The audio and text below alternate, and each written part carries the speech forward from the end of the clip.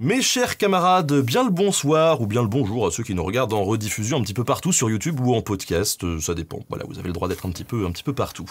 Ce soir, donc, on va discuter d'un sujet un peu tendu, un peu, voilà.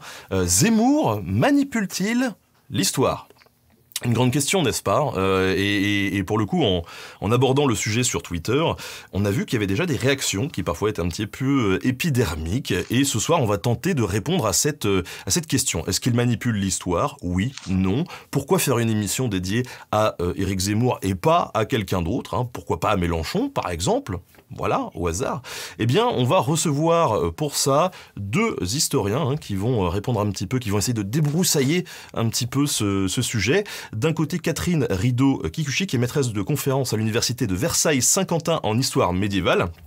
Et Florian Besson, docteur en histoire médiévale et spécialiste de l'Orient, des croisades, mais aussi des médiévalismes contemporains. Voilà. Et donc, pourquoi ce soir on reçoit ces deux historiens ? Eh bien, tout simplement parce que le 3 février va être publié un tract, une tribune, d'un collectif d'historiens qui s'est formé pour une publication qui s'appelle Zemmour contre l'histoire. Et ce soir, c'est cette publication-là qu'on va relayer aussi et qu'on va vous présenter. Parce que je pense qu'il est important de pouvoir remettre un peu l'église au cœur du village. Voilà.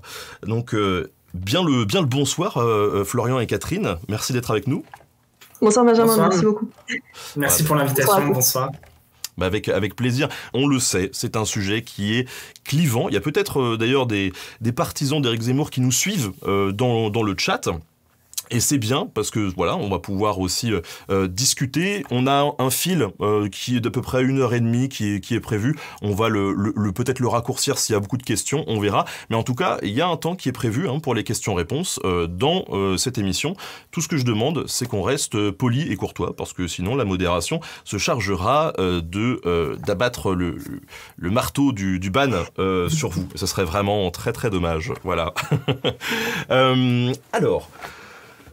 Une émission sur Éric Zemmour et une publication sur Éric Zemmour et son utilisation de l'histoire.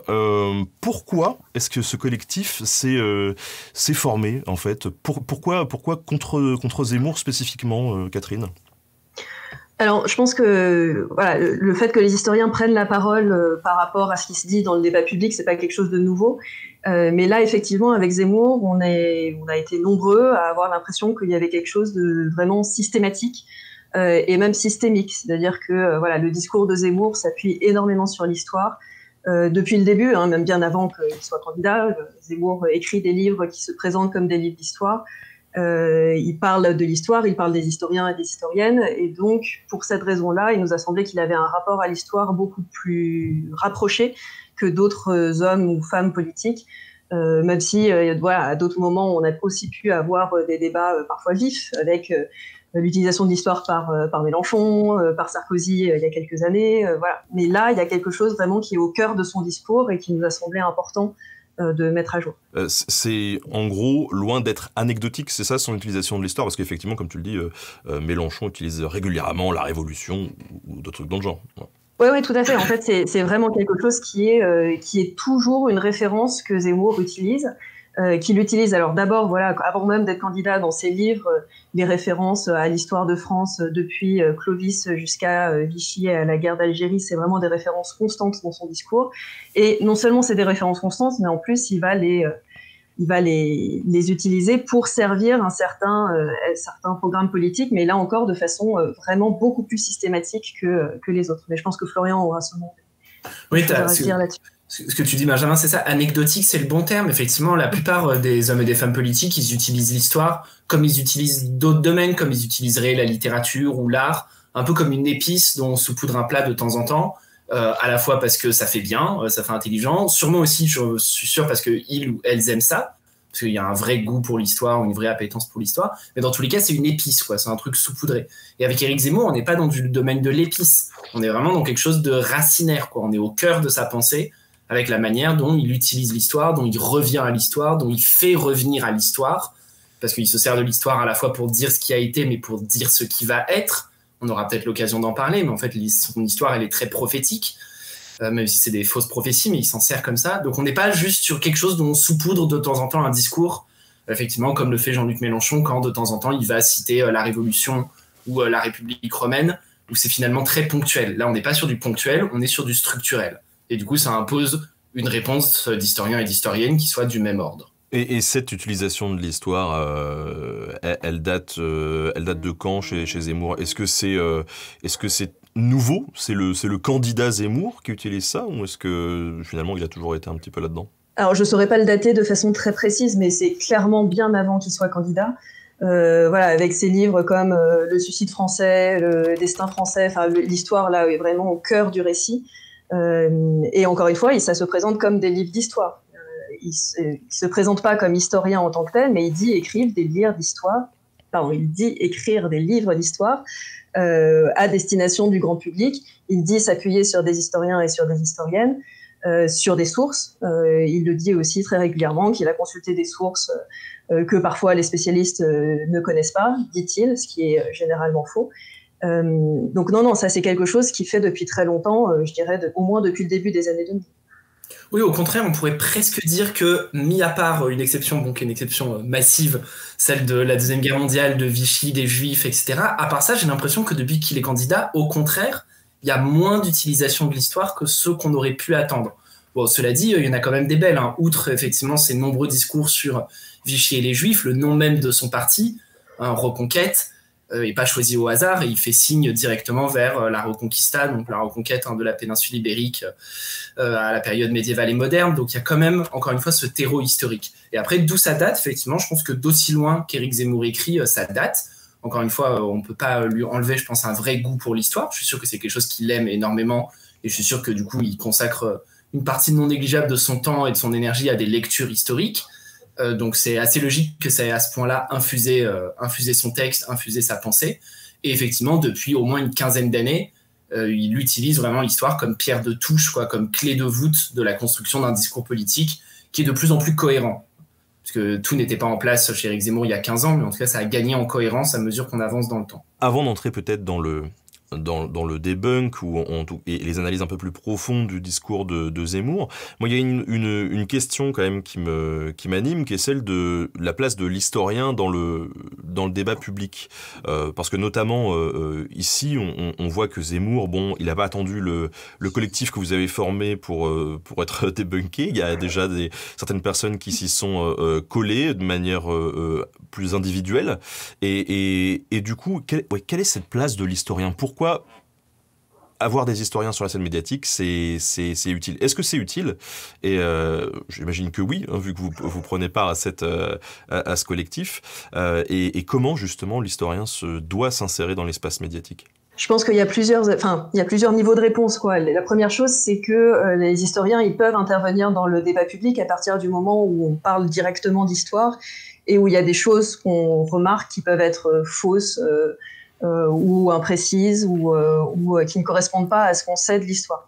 Donc il y a un côté fact-checking, mais ça c'est vraiment le niveau zéro, et je pense que ça limite pas du tout la place de l'historien dans l'espace public. Je pense que l'historien ou l'historienne a une place dans l'espace public aussi parce que c'est une sorte de devoir de méthode. Ce qu'on peut faire, ce qu'on peut apporter peut-être dans le débat public en tant qu'historien et historienne, en tant que chercheur et chercheuse, hein, peut-être plus largement, c'est une volonté d'apporter une méthode, d'apporter un désir une exigence de vérité, on pourrait dire.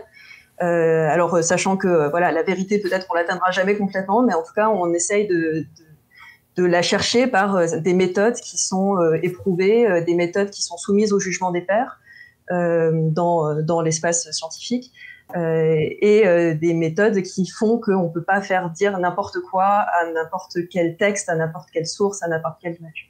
Oui, c'est-à-dire en fait ces méthodes, elles ont rien de secret, hein. C'est pas une recette de cuisine, c'est des choses qu'on apprend aux élèves depuis qu'ils font des cours d'histoire, depuis la primaire, le secondaire, et puis qu'après on apprend aux étudiants et étudiantes dans nos années d'études. C'est le traitement critique des sources. Voilà, on ne croit pas les sources au premier degré, on s'intéresse à ce qu'elles disent, ce qu'elles ne disent pas, pourquoi elles le disent, etc. Le fait de croiser les sources, on répète pas le discours d'une seule source, on croise le plus possible les versions en s'intéressant au décalage, aux contradictions, aux redondances, aux jeux d'écho, etc. L'utilisation de la bibliographie, et si possible d'une bibliographie à jour qui ne s'arrête pas en 1941 en ignorant tout ce qui a été écrit depuis. Et comme le disait Catherine, le jugement critique des pairs, c'est-à-dire que tout ce sur quoi on travaille doit être mis à la disposition de l'ensemble de la communauté historique qui le relit, qui le discute, qui le critique, qui l'enrichit. C'est-à-dire qu'on n'utilise pas des ficelles rhétoriques disant dans un manuscrit secret que j'ai lu dans un monastère dont je ne vous donnerai pas l'adresse, j'ai lu telle chronique. Ça, typiquement, on est aux antipodes du jugement historique. Il n'y a pas de traitement critique de source, il n'y a pas de publication des résultats. Donc en fait, c'est une méthode, et Catherine a raison de le dire, c'est pas propre aux historiens et aux historiennes. Je pense que tous les chercheurs et les chercheuses diraient pareil, que ce soit en archéo, en géologie, en médecine, on retrouverait les mêmes grands fondamentaux, avec peut-être une insistance sur le traitement critique des sources, qui est peut-être un peu la spécificité de l'histoire, encore que. Comment vous expliquez que justement ce discours des historiens qu'ils produisent et de plus en plus depuis ces dernières années, parce que vous-même vous êtes à l'origine de deux initiatives de vulgarisation aussi, Florian avec ton blog, enfin Actuel Moyen Âge, et Catherine d'ailleurs tu participes aussi de temps en temps, et Catherine tu as une émission aussi, Ça coule de source, et donc vous êtes des historiens professionnels, en même temps vous avez aussi une entreprise de vulgarisation. Il y en a plein qui, comme vous, s'y mettent ou sont là depuis longtemps. Et pourtant, il y a encore parfois une défiance un petit peu du public vis-à-vis de tout ça, ou un message qui a du mal à passer. Et est-ce que ça, vous avez une idée, vous, de pourquoi, justement, ces discours universitaires et professionnels ont du mal à passer auprès du grand public? Parce qu'il y a une histoire aussi alternative, plus médiatisée, qui trouve un peu plus d'écho aussi. Oui, alors je pense qu'il n'y a pas de réponse simple, c'est comme d'habitude, mais disons que je pense qu'il y a sans doute eu un moment, alors que certains datent dans les années 80-90, où en fait les historiens et les historiennes se sont un peu retirés du champ médiatique, en laissant la place à des gens qui justement vont écrire des livres d'histoire, mais sans être eux-mêmes historiens. Et donc du coup, il y a eu une espèce de retrait. Et voilà, dans les années 2000, il y a eu au contraire une volonté de retour de la part des historiens de revenir dans le champ médiatique. Et sauf que voilà, on a un cran de retard par rapport à des gens qui par contre occupent la scène et qui ont en plus une connaissance des ressorts médiatiques bien plus grande que nous, quoi. Nous, on n'est pas des professionnels de ça, donc forcément c'est plus compliqué. Donc il y a sans doute eu ça. Il y a aussi le fait que en fait les historiens généralement ils font aussi plein de choses pour essayer de transmettre leur savoir, mais c'est pas toujours justement des choses très médiatiques. En fait les historiens et les historiennes sont hyper présents. Je sais pas moi, dans les expositions, dans les associations, les sociétés savantes locales, voilà, plein de choses en fait qui sont pas forcément hyper médiatisées, qui passent pas forcément au JT de TF1, mais qui pour autant occupent du temps, occupent du travail de la part de ces historiens et ces historiennes, mais qui n'a pas du tout la même échelle, quoi, on va dire. Et après, alors pourquoi est-ce qu'il y a eu ce décrochage à un moment ? Pourquoi on est passé d'un moment où les historiens et les historiennes étaient très présents dans les médias, etc. Pourquoi ça s'est décroché ? Bon, il y a plusieurs raisons, mais c'est vrai que ça tient aussi aux évolutions de l'historiographie. C'était un moment où ça imposait des nouvelles manières de faire l'histoire dans les années 80, 70-80, liées en gros, je schématise vraiment, mais liées à ce qu'on appelle l'école des annales. Donc une approche plus économique, plus sociale, plus sur le temps long, sur des sujets qui ont pu paraître, j'imagine, en fait, moins vendeurs, moins sexy, moins facile à s'approprier pour un grand public. Voilà, on connaît la blague dans le film sur les chevaliers paysans du lac de Paladru, dans lequel on connaît la chanson dans laquelle on se moque de ce sujet de thèse. C'est assez révélateur, quoi. C'est le moment où l'histoire c'est devenu un truc un peu obscurantiste, on comprend pas trop, ça intéresse personne à part les historiens. Et au contraire, après, je pense qu'il y a un mouvement de bascule qui se redessine depuis une quinzaine ou une vingtaine d'années pour retravailler, y compris des formes littéraires différentes. Voilà, tu as parlé d'entreprises de diffusion de la recherche, il y a des BD, il y a des podcasts, il y a des vidéos, c'est des moyens d'essayer de toucher des publics différents, d'inventer aussi des nouvelles façons d'écrire l'histoire, mais comme dit Catherine, c'est long. C'est long parce que, comme toutes les expériences, c'est long, ça part un peu dans tous les sens, et voilà. Moi, ma sensation, étant pas historien professionnel, mais vu un peu de l'extérieur, c'est que le terrain pour Zemmour, il a quand même été préparé aussi médiatiquement par lui et par d'autres, quoi. Et puis c'est vrai qu'on a eu pas mal de polémiques ces 20 dernières années autour de Villiers avec le Puy du Fou, toutes les histoires alternatives qui ont été promues par certains animateurs radio et autres. Je ne citerai pas son nom. Euh, et ça a été dénoncé aussi dans un bouquin qui s'appelle Les historiens de garde, fait par William Blanc d'ailleurs, qui collabore régulièrement avec Nota Bene, Aurore Chéry et puis Christophe Naudin. Voilà.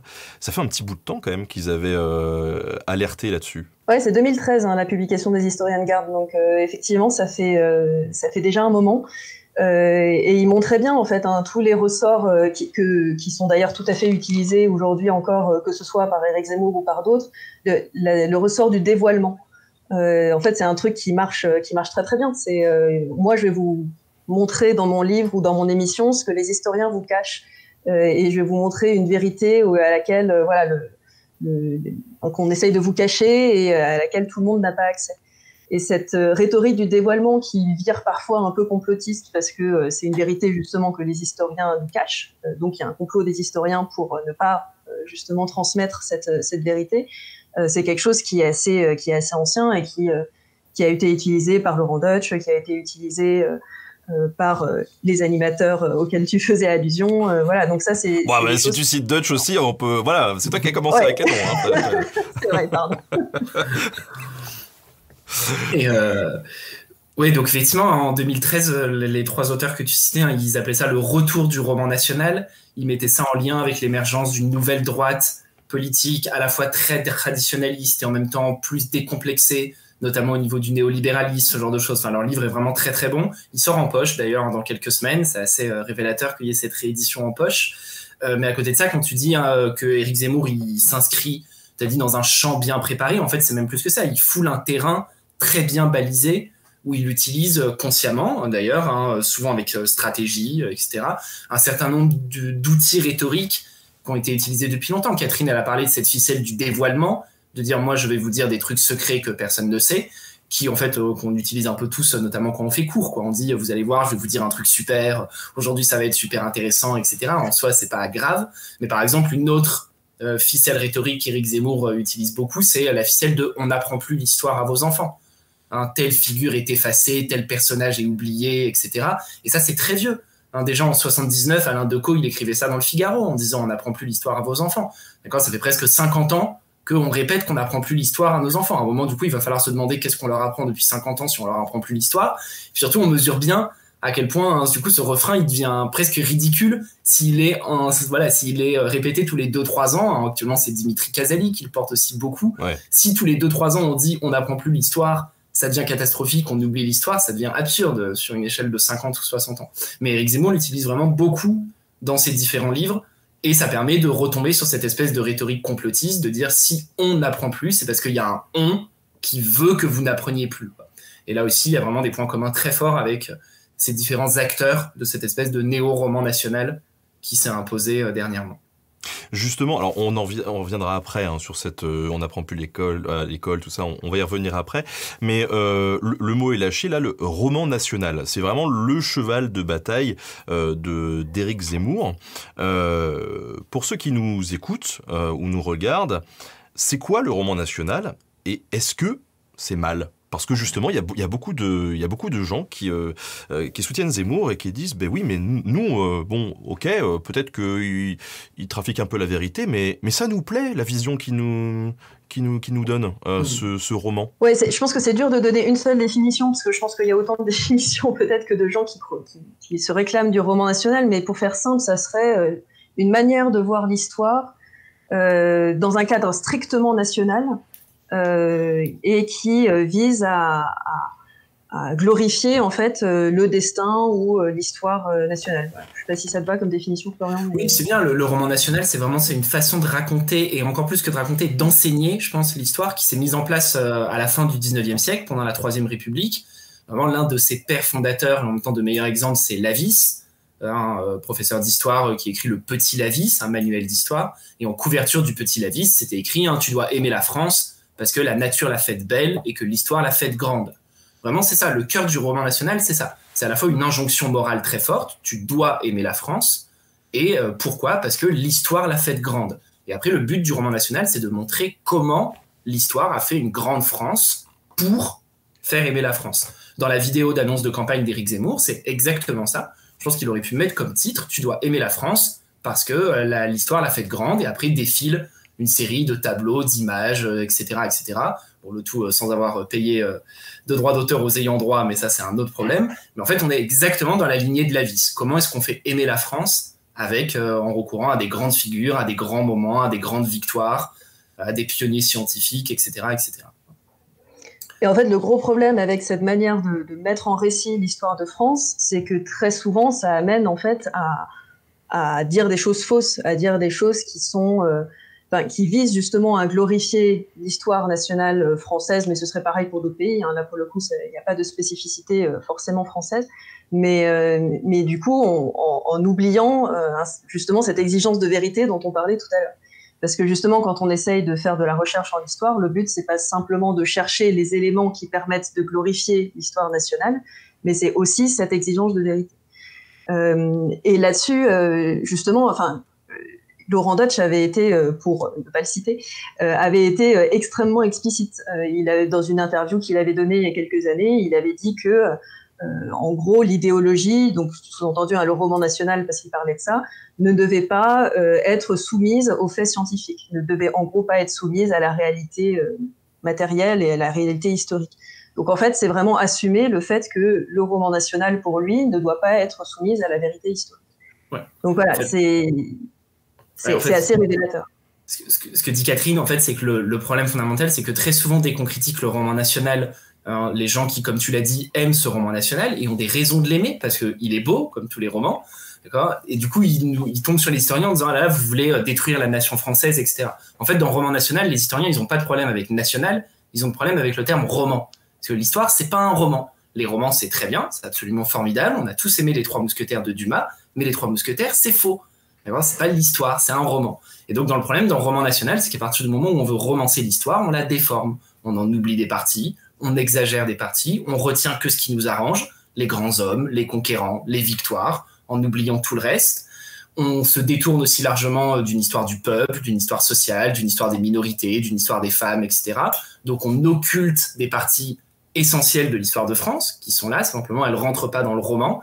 Voilà, donc en fait, le problème dans le roman national, encore une fois, c'est pas le national, c'est vraiment la partie roman, romanesque, romancée, qui marche pas avec ce qu'est l'histoire comme discipline scientifique.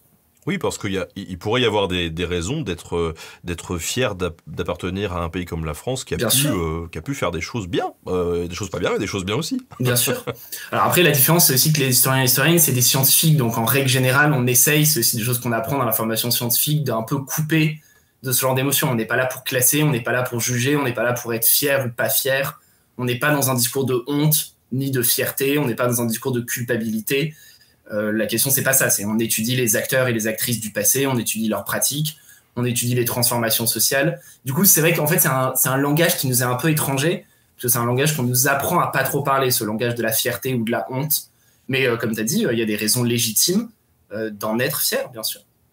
Oui, et puis c'est ce que dit Florian sur le fait que nous, notre posture comme historien ou comme historienne, c'est ça, mais ce qui n'empêche pas qu'après, les gens en font ce qu'ils veulent. Enfin, voilà, justement, nous, on est vraiment et parmi tous les auteurs du collectif, on considère que l'histoire, c'est pas notre propriété, quoi. Donc, l'histoire, elle est à tout le monde, et donc, si les gens parmi l'histoire veulent trouver des raisons d'être fiers ou de ne pas être fiers, enfin, voilà, les gens peuvent s'en saisir. Mais effectivement, c'est pas forcément notre boulot de dire... de préciser quelles sont les raisons, disons, de façon explicite, quoi. Et par ailleurs, je voulais aussi rajouter qu'il y a plusieurs historiens en fait qui disent que un des gros problèmes que nous on a aujourd'hui, c'est qu'effectivement on rejette le roman national justement pour les raisons que Florian a dites, parce que le terme roman nous gêne. Mais du coup, on se coupe d'une forme de mise en récit qui est nécessaire en fait si on veut parler aux gens qui ne sont pas des scientifiques. Et c'est bien normal qu'on cherche justement à parler à des gens qui ne sont pas de notre communauté scientifique. Et donc, il y a des historiens et des historiennes qui essayent de proposer d'autres types de mise en récit qui s'appuient sur des faits historiques, donc qui ne soient pas romancés, mais qui soient malgré tout un récit qui puisse parler aux gens peut-être plus facilement, évidemment, que les publications parfois un peu arides en histoire. Oui, alors après, un reproche souvent qui est fait aux détracteurs de la bien-pensance des historiens, c'est justement ce côté un peu poète-poète, un peu on se met au-dessus et on vous prend de haut. Je pense que j'ai le droit de lire juste quelques lignes de l'introduction du tract. Oui, Bien sûr. Bon, c'est pas très long, je vais pas tout vous lire, mais juste quelques phrases. Vous nous dites... Nous n'entendons pas faire un cours ou traquer de façon exhaustive toutes les bourdes d'Éric Zemmour. Il ne s'agit pas non plus de poser au redresseur de tort en proposant une bonne version de l'histoire qui serait moralement ou politiquement correcte. Nous savons précisément que la recherche du vrai dans le passé force à la modestie, j'insiste sur le mot modestie, qui est très important, à admettre une part d'incertitude ou de désaccord interprétatif. Voilà. Donc vous n'êtes pas là à dire « nous, on est les garants de la vérité », mais plutôt de dire, bon, il y a quand même des faits qui sont là et qui sont très majoritairement reconnus, et c'est là-dessus que Zemmour pêche et qu'on va intervenir, entre guillemets, en publiant ce tract. Ouais, c'est important, ouais, t'as raison. Et là, on l'a vu même sur les réseaux sociaux ces quelques jours, quand t'as annoncé le Twitch, il y a des gens qui peuvent critiquer en disant, là, vous faites les gardiens du temple, vous prétendez détenir la vérité, parole d'évangile, tandis que les autres sont condamnés à être des hérétiques, etc., ce genre de choses. Et c'est vraiment une mauvaise vision, parce que pour le coup, on pose pas un dogme, on affirme un savoir scientifique, collectivement construit, qui est considéré comme vrai à un instant T, parce que c'est aujourd'hui ce qu'on pense avec la somme de nos connaissances, en reconnaissant que ça peut évoluer, que les interprétations, elles changent, que les questions qu'on se pose maintenant, on se les posera pas dans 20 ans. Vraiment, c'est un des trucs qu'on apprend généralement quand on commence un master ou une thèse. On dit, l'un des buts des historiens, c'est que dans 20 ou 30 ans, il y ait des jeunes historiens qui viennent lui expliquer pourquoi il s'est trompé. Voilà. Et c'est un peu vrai, quoi, effectivement. Et ça fait ces décalages en colloque où nous, on est des jeunes chercheurs face à des anciens chercheurs, des vieux pontes, etc. Et ça fait des décalages amusants, mais en fait, c'est ça aussi la science, quoi. C'est aussi ce renouvellement un peu permanent. Donc là, clairement, dans le livre, on se pose pas du tout en gardien du temple en disant... ce domaine, il est à nous, et nous, on sait ce dont on parle. Oui, on sait un certain nombre de choses, on le sait collectivement, parce qu'on fait circuler les savoirs. Personne se pose comme le seul gardien de la vraie parole. On reconnaît qu'il y a des divergences interprétatives profondes sur certains événements, mais comme tu dis, derrière, il y a des faits. On peut dire beaucoup de choses, mais on peut pas tout dire. Ça, je pense que c'est un point qui est vraiment hyper important. C'est-à-dire qu'on entend souvent que l'histoire, c'est que une interprétation, qu'on pourrait avoir des visions de l'histoire qui seraient tout aussi valables. Alors, c'est vrai qu'il y a des différences d'interprétation, et Florian l'a très bien dit, parfois il y a des débats parfois assez violents. Les gens peuvent se souvenir, parmi les historiens, des débats sur la Révolution française qui peut être assez rudes. Mais en fait, le débat, il se pose toujours sur un certain nombre de faits qui ont été reconnus, et le terme de collectif que Florian a répété plusieurs fois est hyper important. C'est-à-dire que c'est pas quelqu'un tout seul dans son coin qui décide qu'un truc est vrai, quoi. C'est vraiment quelque chose qui a été reconnu collectivement, et qui se base sur des sources, c'est-à-dire qu'on peut le prouver, quoi.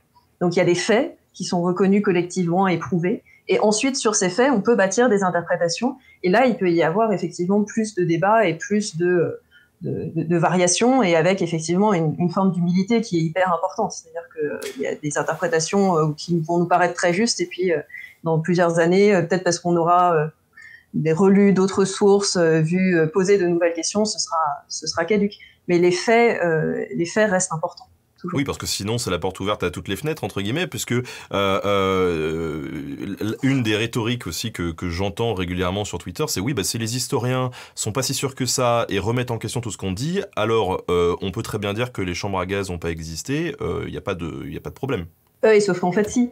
C'est bien. Et là, les chambres à gaz, c'est vraiment l'exemple le plus caricatural, mais on peut avoir plein d'interprétations sur... pourquoi la Shoah, il y a eu des débats sur qui a été vraiment au courant, qui était responsable, comment ça s'est passé, etc. Tout ça, c'est des débats qui s'appuient sur les sources, évidemment, mais on peut discuter d'un certain nombre de choses. Par contre, la réalité, le fait des chambres à gaz, ça, c'est prouvé par A plus B, par des milliers des centaines de témoignages, des sources. Voilà. Donc ça, il n'y a pas débat pour le coup. Oui, voilà, c'est vrai que c'est un super exemple. Là, effectivement, comme le dit Catherine, la question de pourquoi les nazis tués, on n'aura jamais de réponse. C'est une interprétation avec des modèles différents. Browning, des hommes ordinaires, la banalité du mal d'Eichmann, etc., avec vraiment des modèles différents. Par contre, derrière, il y a le fait que les nazis tuaient. Que sinon, on peut même pas avoir ce débat-là. Et c'est pareil en fait pour toutes les périodes. Et le problème, c'est qu'à partir du moment où on s'écarte des faits, et c'est ce que fait très souvent, si ce n'est tout le temps, Éric Zemmour, du coup, on n'est plus dans de l'histoire. En fait, du coup, pour le coup, on n'est même plus dans du roman, parce que quand on s'écarte des faits volontairement, en sachant qu'on s'en écarte, en faisant croire qu'on s'en écarte pas, c'est plus du roman, ça s'appelle du mensonge, ce qui est quand même un peu différent. Donc ce collectif d'historiens s'est formé pour publier Zemmour contre l'histoire, qui sort le 3 février, donc dans 2 jours. Il va être vendu 3,90 € chez Gallimard. D'ailleurs, vous ne touchez pas une thune là-dessus, on est d'accord? Non, tous les droits d'auteur sont reversés à une association qui travaille avec des enfants handicapés. Pourquoi faire ce document-là, ce tract-là, en débunkant point par point ce que dit Zemmour? Ce que je veux savoir par là, c'est est-ce qu'il y a un réel intérêt? Est-ce que ça va convaincre des gens qui sont pas convaincus, voilà, ou alors qui supportent Éric Zemmour justement et qui n'en démordront pas. En fait, à qui s'adresse finalement ce tract? Oui, alors effectivement, en fait, pourquoi on a déjà un peu répondu. Par contre, là, tu poses une question encore plus importante, peut-être pourquoi et pour qui. Effectivement, pourquoi est-ce qu'on l'écrit? On l'écrit parce que c'est important de rappeler qu'il y a des historiens et historiennes qui existent, qui travaillent, que l'histoire c'est un métier, donc comme tous les métiers, il y a besoin de professionnels qui savent le faire, etc. Donc de rappeler qu'on ne laisse pas le débat public tourner en roue libre. C'est important de donner à un moment un certain nombre d'éléments qui vont pouvoir ensuite être réinjectés dans le débat public. Le tract, il a été pensé pour être lu par le public le plus large possible, avec des chapitres très courts, où à chaque fois on parle d'une affirmation sourcée d'Éric Zemmour, et avec une petite réfutation en 2 pages, quoi, pas plus. L'idée, c'est que ça permet à ces éléments ensuite d'être remis en circulation. C'est-à-dire qu'effectivement, là, maintenant, un ou une journaliste qui veut en interview d'Éric Zemmour, pouvoir lui répondre très précisément sur non, Vichy n'a pas sauvé les Juifs français, c'est très facile. On a vraiment 2 paragraphes très simples et très clairs qui permettent de répondre précisément à cette question-là, à cette affirmation. Donc je pense que le pourquoi, c'était ça. Le pour qui, Catherine. Ouais, ouais. Non, c'est compliqué. Je pense que les plus convaincus, ce sera... Je suis pas sûre que les arguments qu'on va opposer les toucheront particulièrement. Enfin voilà, je sais pas, peut-être, et dans ce cas-là j'espère, mais voilà, je suis pas absolument certaine. Mais par contre, je pense que là où ça peut avoir une utilité, c'est peut-être pour les personnes qui doutent, les personnes qui se disent en entendant à la télé, tiens, il paraît que peut-être que en fait Dreyfus, peut-être qu'il était coupable, ou alors peut-être que Vichy a sauvé des Juifs, peut-être que finalement Pétain c'était pas si mal. Peut-être que voilà, là ils ont des arguments qui sont le plus calme possible. C'est-à-dire que là, voilà, vraiment, on a essayé de répondre à un certain nombre d'affirmations de façon factuelle. On a essayé, en tout cas, d'être le plus clair possible et de façon, voilà, assez, enfin, sans être dans la polémique et sans être dans l'émotion, on va dire. Pour essayer de toucher aussi ces gens-là qui pourraient se dire que finalement, voilà, Zemmour, il a l'air d'avoir lu des livres d'histoire et donc il sait de quoi il parle. En fait, non. En fait, Éric Zemmour se présente comme quelqu'un qui est d'une grande culture et qui a lu beaucoup d'histoire. En réalité, c'est pas vrai. En tout cas, ça se lit vraiment très bien, très facilement. Honnêtement, en 1h30, 2 heures, si vous prenez votre temps, c'est plié. Donc ça peut aller très très vite.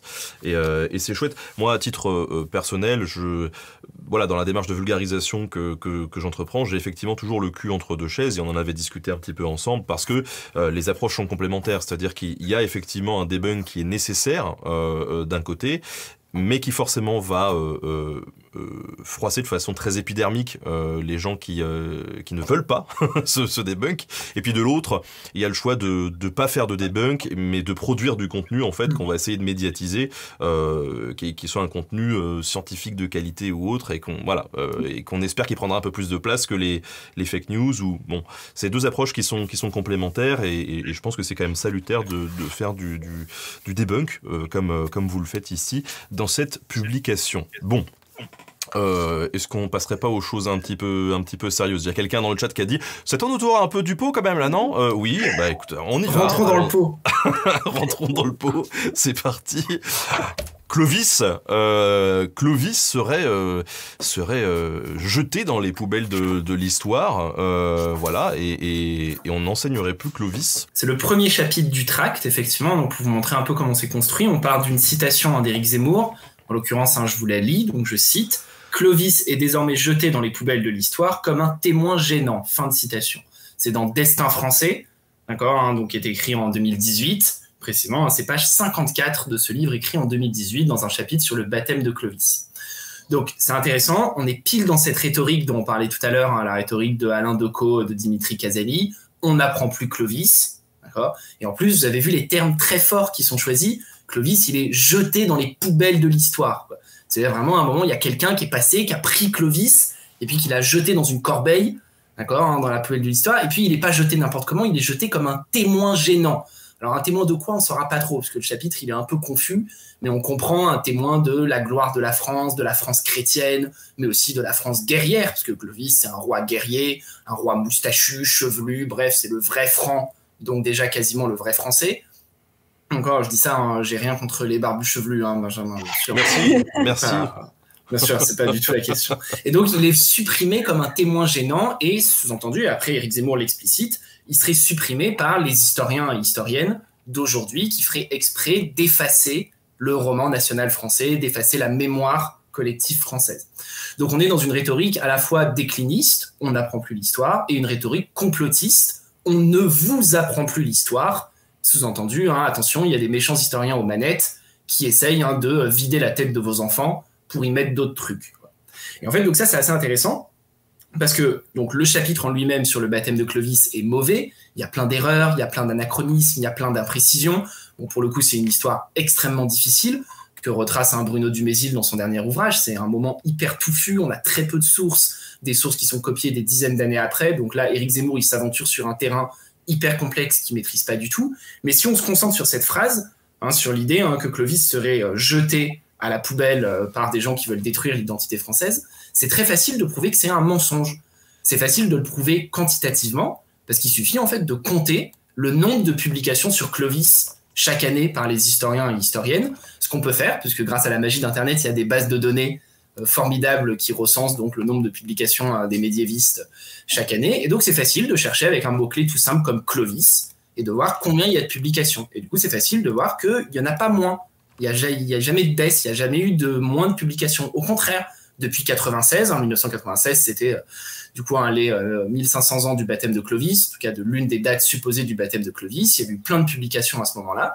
Et depuis, il y a toujours eu des publications sur Clovis, récentes, des thèses, des articles de recherche, des livres, mais aussi des initiatives grand public, des vidéos. Voilà, toi-même, tu avais fait une vidéo sur les Mérovingiens, par exemple, donc c'est pas du tout un sujet tabou. Des expositions, il y en a eu une très belle à Cluny, il y en a eu une très belle à Toulouse sur les Visigoths. Des livres pour enfants, il y a un bouquin sur Clovis là dans la collection Quelle histoire, sur les petits personnages célèbres avec des petits dessins animés, des podcasts comme Passion médiéviste, etc. Bref, Clovis, en fait, il y a du Clovis partout. Et en plus, Clovis, il n'est pas du tout oublié si on regarde dans les programmes scolaires. Par exemple, Clovis, il est explicitement mentionné dans le programme de CM1. Donc, il est mentionné, il n'est pas dans la poubelle de l'histoire. Dans les cours de L1, de L2 ou de L3, je suis persuadé que dans la quasi-totalité des facs de France, il y a un cours sur le Haut Moyen-Âge. Et alors là, j'ai même pas besoin d'aller vérifier pour être sûr que dans un semestre sur le Haut Moyen-Âge, le nom de Clovis sera mentionné au moins une fois, quoi, si ce n'est pas l'objet de tout un cours. Donc là, par exemple, c'est l'exemple parfait d'un mensonge de Zemmour qui est pensé, c'est pas juste une erreur, il est pensé pour cette rhétorique décliniste, complotiste, mais il est tout simplement faux. Il n'y a rien qui tient debout. Clovis, il n'est pas du tout dans les poubelles de l'histoire. Il a été supprimé par personne. Il est toujours là. On continue à bosser dessus, et tant mieux, puisqu'il y a encore plein de choses à dire et à apprendre sur Clovis et son époque. Alors, le Moyen-Âge, il s'en sert un peu, beaucoup ? Il s'en sert un peu. Alors, c'est moins une référence constante, on va dire, que ne peut l'être Vichy, la guerre d'Algérie aussi beaucoup. Voilà.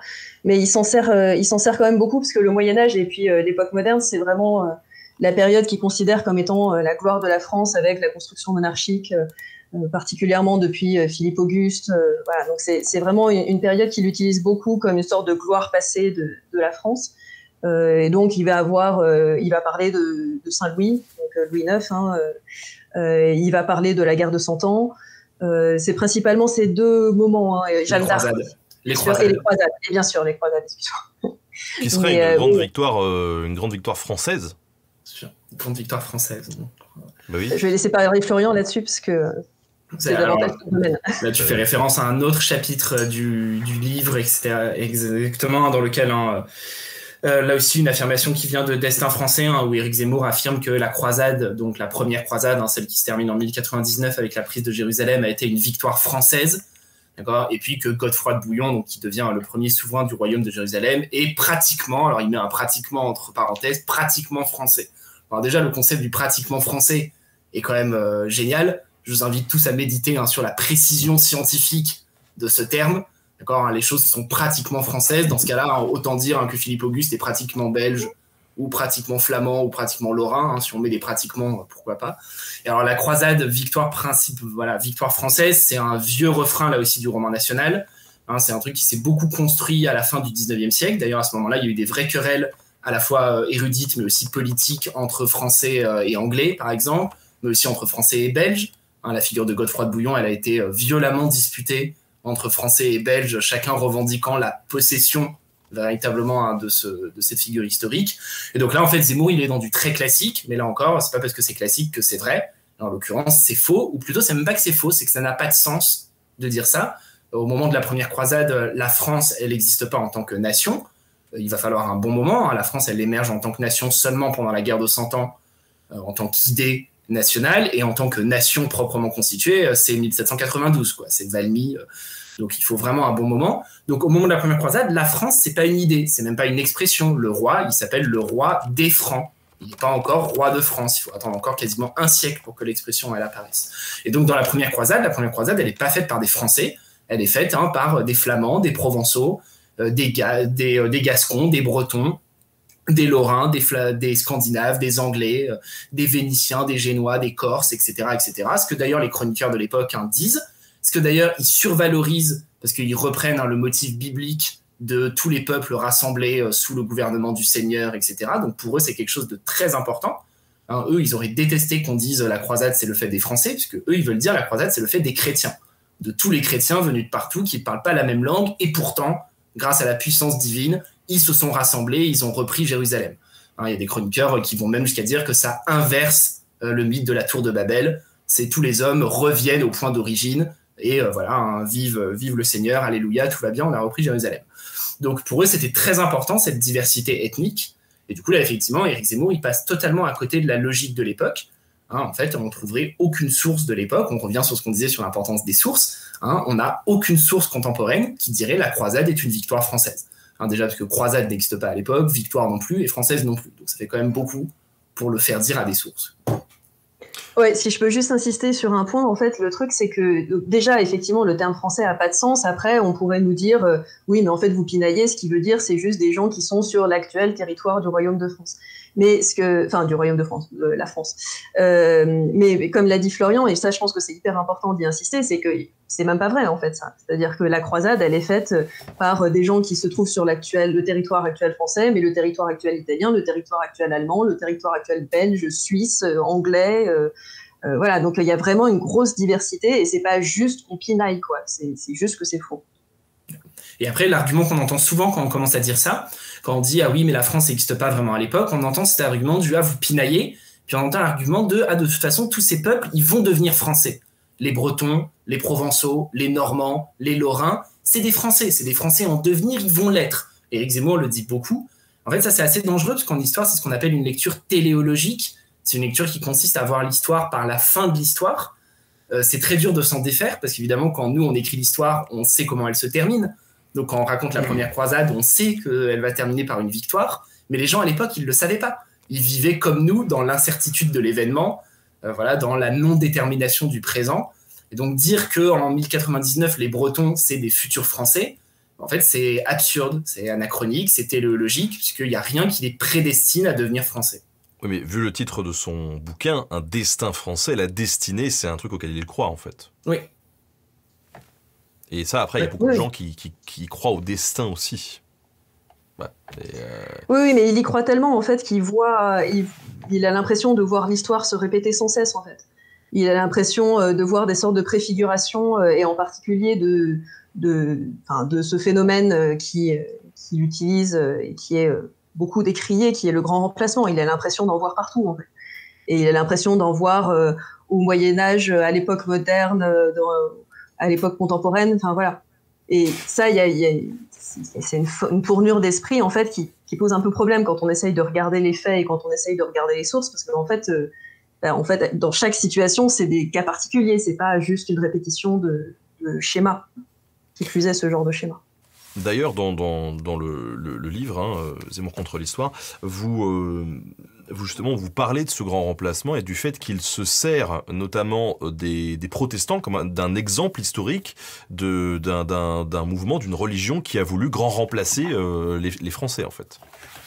Oui, c'est assez frappant pour le coup, cette utilisation de la Saint-Barthélemy et puis des guerres de religion au XVIe siècle. En gros, ce qu'il dit, c'est que, en fait, il part de la fin et il part du moment où, après l'édit de Nantes, les protestants ont des places fortes qui leur sont accordées par la monarchie française. Et à un moment donné, Richelieu, sous Louis XIII, décide de reprendre ces places fortes. Il décide, avec un siège de La Rochelle extrêmement violent, qui fait couler beaucoup d'encre, y compris à l'époque.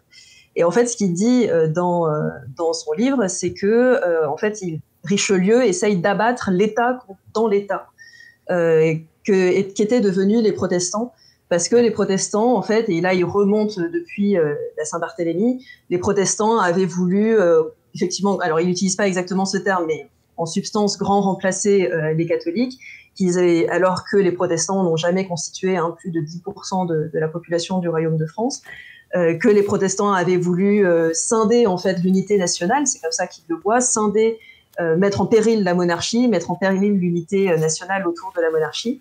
Il parle de fondamentalisme protestant, il parle d'huguenots de guerre, et il en parle dans un contexte, encore une fois, très particulier, puisqu'il n'en parle pas dans le cas de campagne militaire, il en parle pour la Saint-Barthélemy.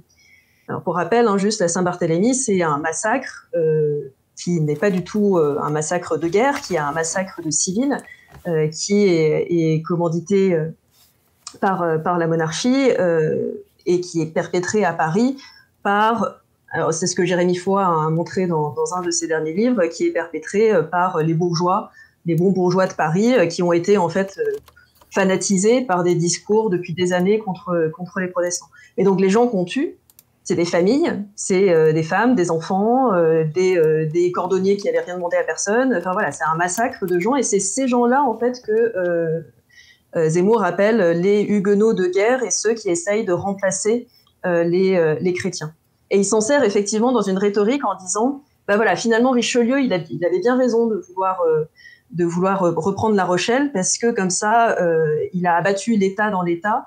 Et il faudrait qu'on ait un deuxième Richelieu. Il faut qu'on ait un deuxième Richelieu pour abattre l'État dans l'État que sont devenus les musulmans en France. Donc il fait le parallèle de façon très très explicite entre les deux, en justifiant donc le massacre de la Saint-Barthélemy par le fondamentalisme protestant, en justifiant le siège de La Rochelle par cet État dans l'État, qui est en fait une rhétorique de propagande royale à l'époque. Mais c'est de la propagande, et c'est là où on retrouve encore une fois l'idée qu'il faut faire attention aux sources. Il ne faut pas reprendre pour argent comptant ce que Richelieu dit des protestants, parce qu'il s'en sert pour justifier sa politique. Et Zemmour, derrière, s'en sert pour justifier une politique extrêmement violente, puisque il appelle à quelqu'un qui massacrerait potentiellement des gens qui feraient un autre État dans l'État, à savoir des musulmans. Oui, je rappelle quand même la citation qui est moi, honnêtement, quand je l'ai lu, je connaissais déjà l'histoire du siège de La Rochelle. Je me suis dit, mais il a vraiment écrit ça, quoi. Il faudrait un implacable Richelieu combattant sans relâche l'État dans l'État et les partis de l'étranger pour abattre les La Rochelle islamiques qui s'édifient sur tout le territoire. Voilà, effectivement, c'est très clair. Effectivement, les banlieues deviennent des La Rochelle islamiques qu'il faut abattre. Le terme, il est clair. D'accord, donc effectivement, c'est un appel explicite à la violence. D'accord. Et au passage, c'est assez intéressant, vous l'aurez peut-être remarqué, mais Catherine l'a dit, le siège de La Rochelle, il est célèbre. Oui, le siège de La Rochelle, c'est les Trois Mousquetaires de Dumas. Il y a des scènes entières qui se passent là. Quand on dit qu'on remonte aux sources du roman national et que ce qui pose problème dans le roman national, c'est aussi cette utilisation non sourcée de différentes sources, là, on est en plein dedans. Qu'est-ce que Éric Zemmour sait du siège de La Rochelle ? Ça vient aussi en partie de lectures romanesques. D'accord. Et voilà, Dumas, c'est un formidable romancier. En l'occurrence, sa vision de la Saint-Barthélemy dans La Reine Margot ou du siège de La Rochelle dans Les Trois Mousquetaires, c'est du roman. c'est pas de l'histoire.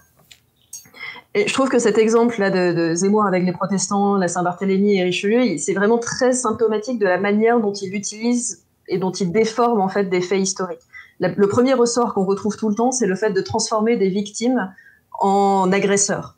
Donc là, en fait, les protestants à la Saint-Barthélemy, c'est des victimes. Il n'y a pas d'autre mot. C'est des gens qui n'avaient rien demandé à personne.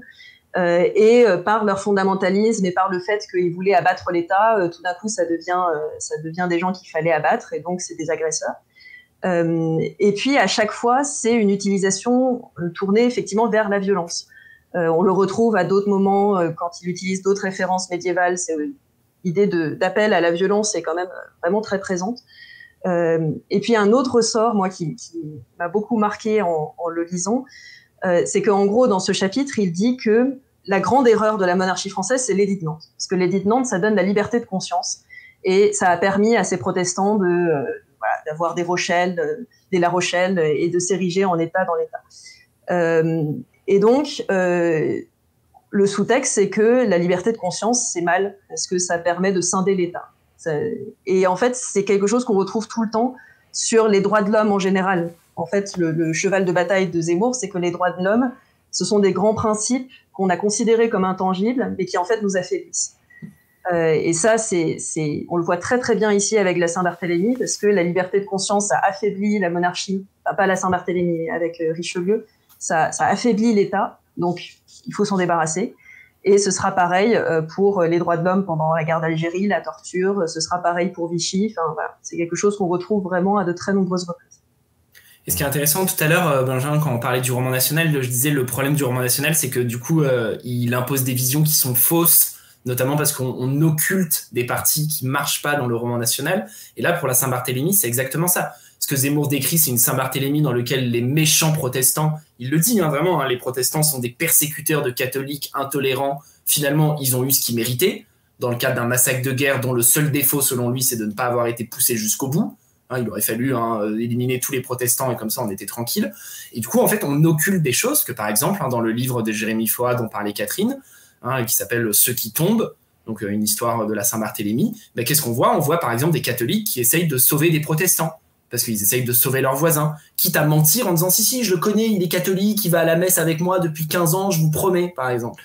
Qui s'interposent devant les bourreaux en disant non, ce petit gamin, je vais le sauver et je vais l'élever dans la foi catholique, le jetez pas dans le fleuve.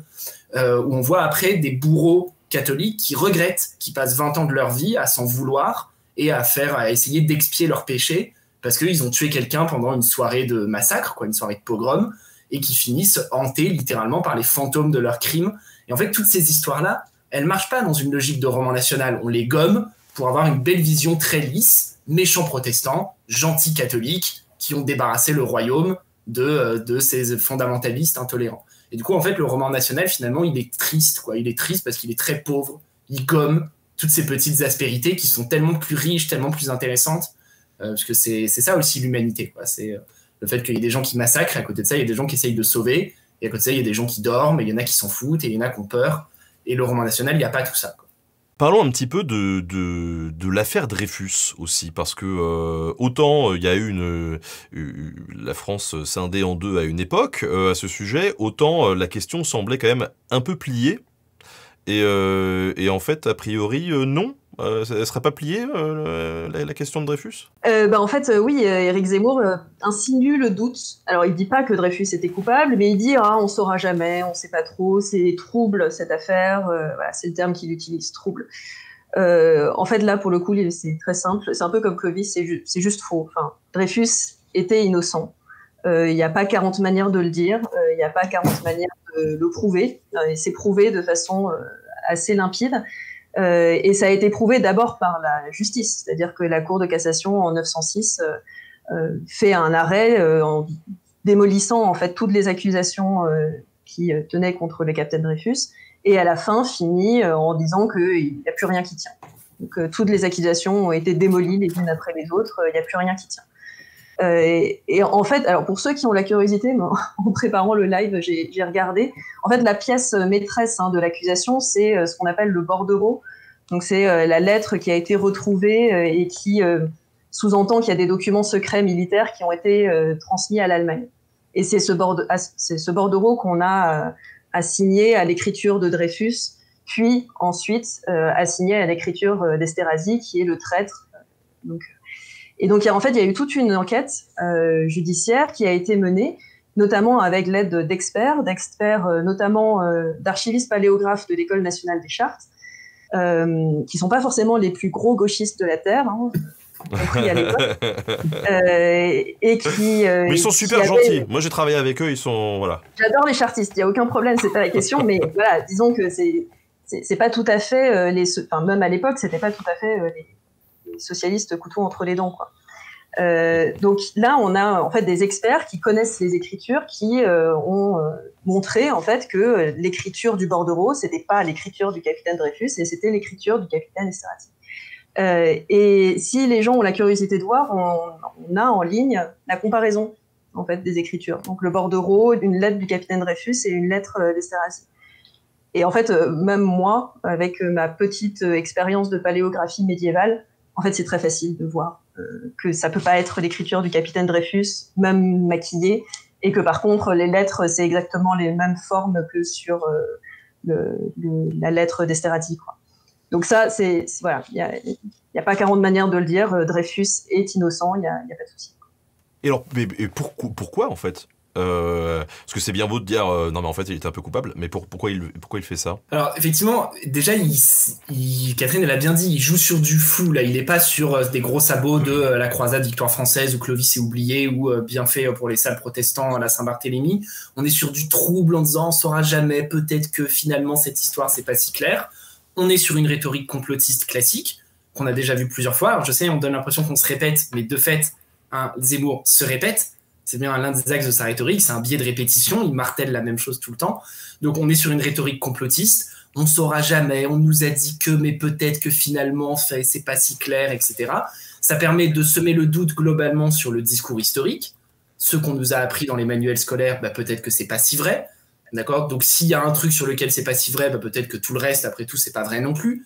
Donc à partir du moment où on tire un fil, on peut commencer un peu à déconstruire dans tous les sens. Et puis en plus, là, il s'en sert dans un sens assez précis. La citation qu'on cite, c'est une citation d'Éric Zemmour où il était sur CNews dans Face à l'info le 29 septembre 2020. Donc il parle de Dreyfus, etc. Il dit c'est trouble, on ne saura jamais, etc., etc. Et à la fin, il dit, je cite, « On peut comprendre cela parce que la victoire des Dreyfusards va provoquer une purge dans l'armée. De nombreux officiers vont être purgés parce qu'ils étaient anti-Dreyfusards. C'est en partie à cause de ça que l'armée, en 14, sera désorganisée et qu'il y aura beaucoup de morts pendant l'offensive allemande. » Donc qu'est-ce qu'il dit ? Il dit à cause de l'affaire Dreyfus, il y a eu une purge dans l'armée française et du coup on est arrivé mal préparé en 14 et du coup il y a eu énormément de morts à cause des Allemands. Le terme de purge, il est révélateur, il pointe directement vers les grandes purges de Staline, d'accord ? Et là pour le coup on sait à quel point les grandes purges de Staline, elles ont laissé l'armée rouge désorganisée face aux nazis pendant la première offensive des nazis, donc ça pointe directement vers là.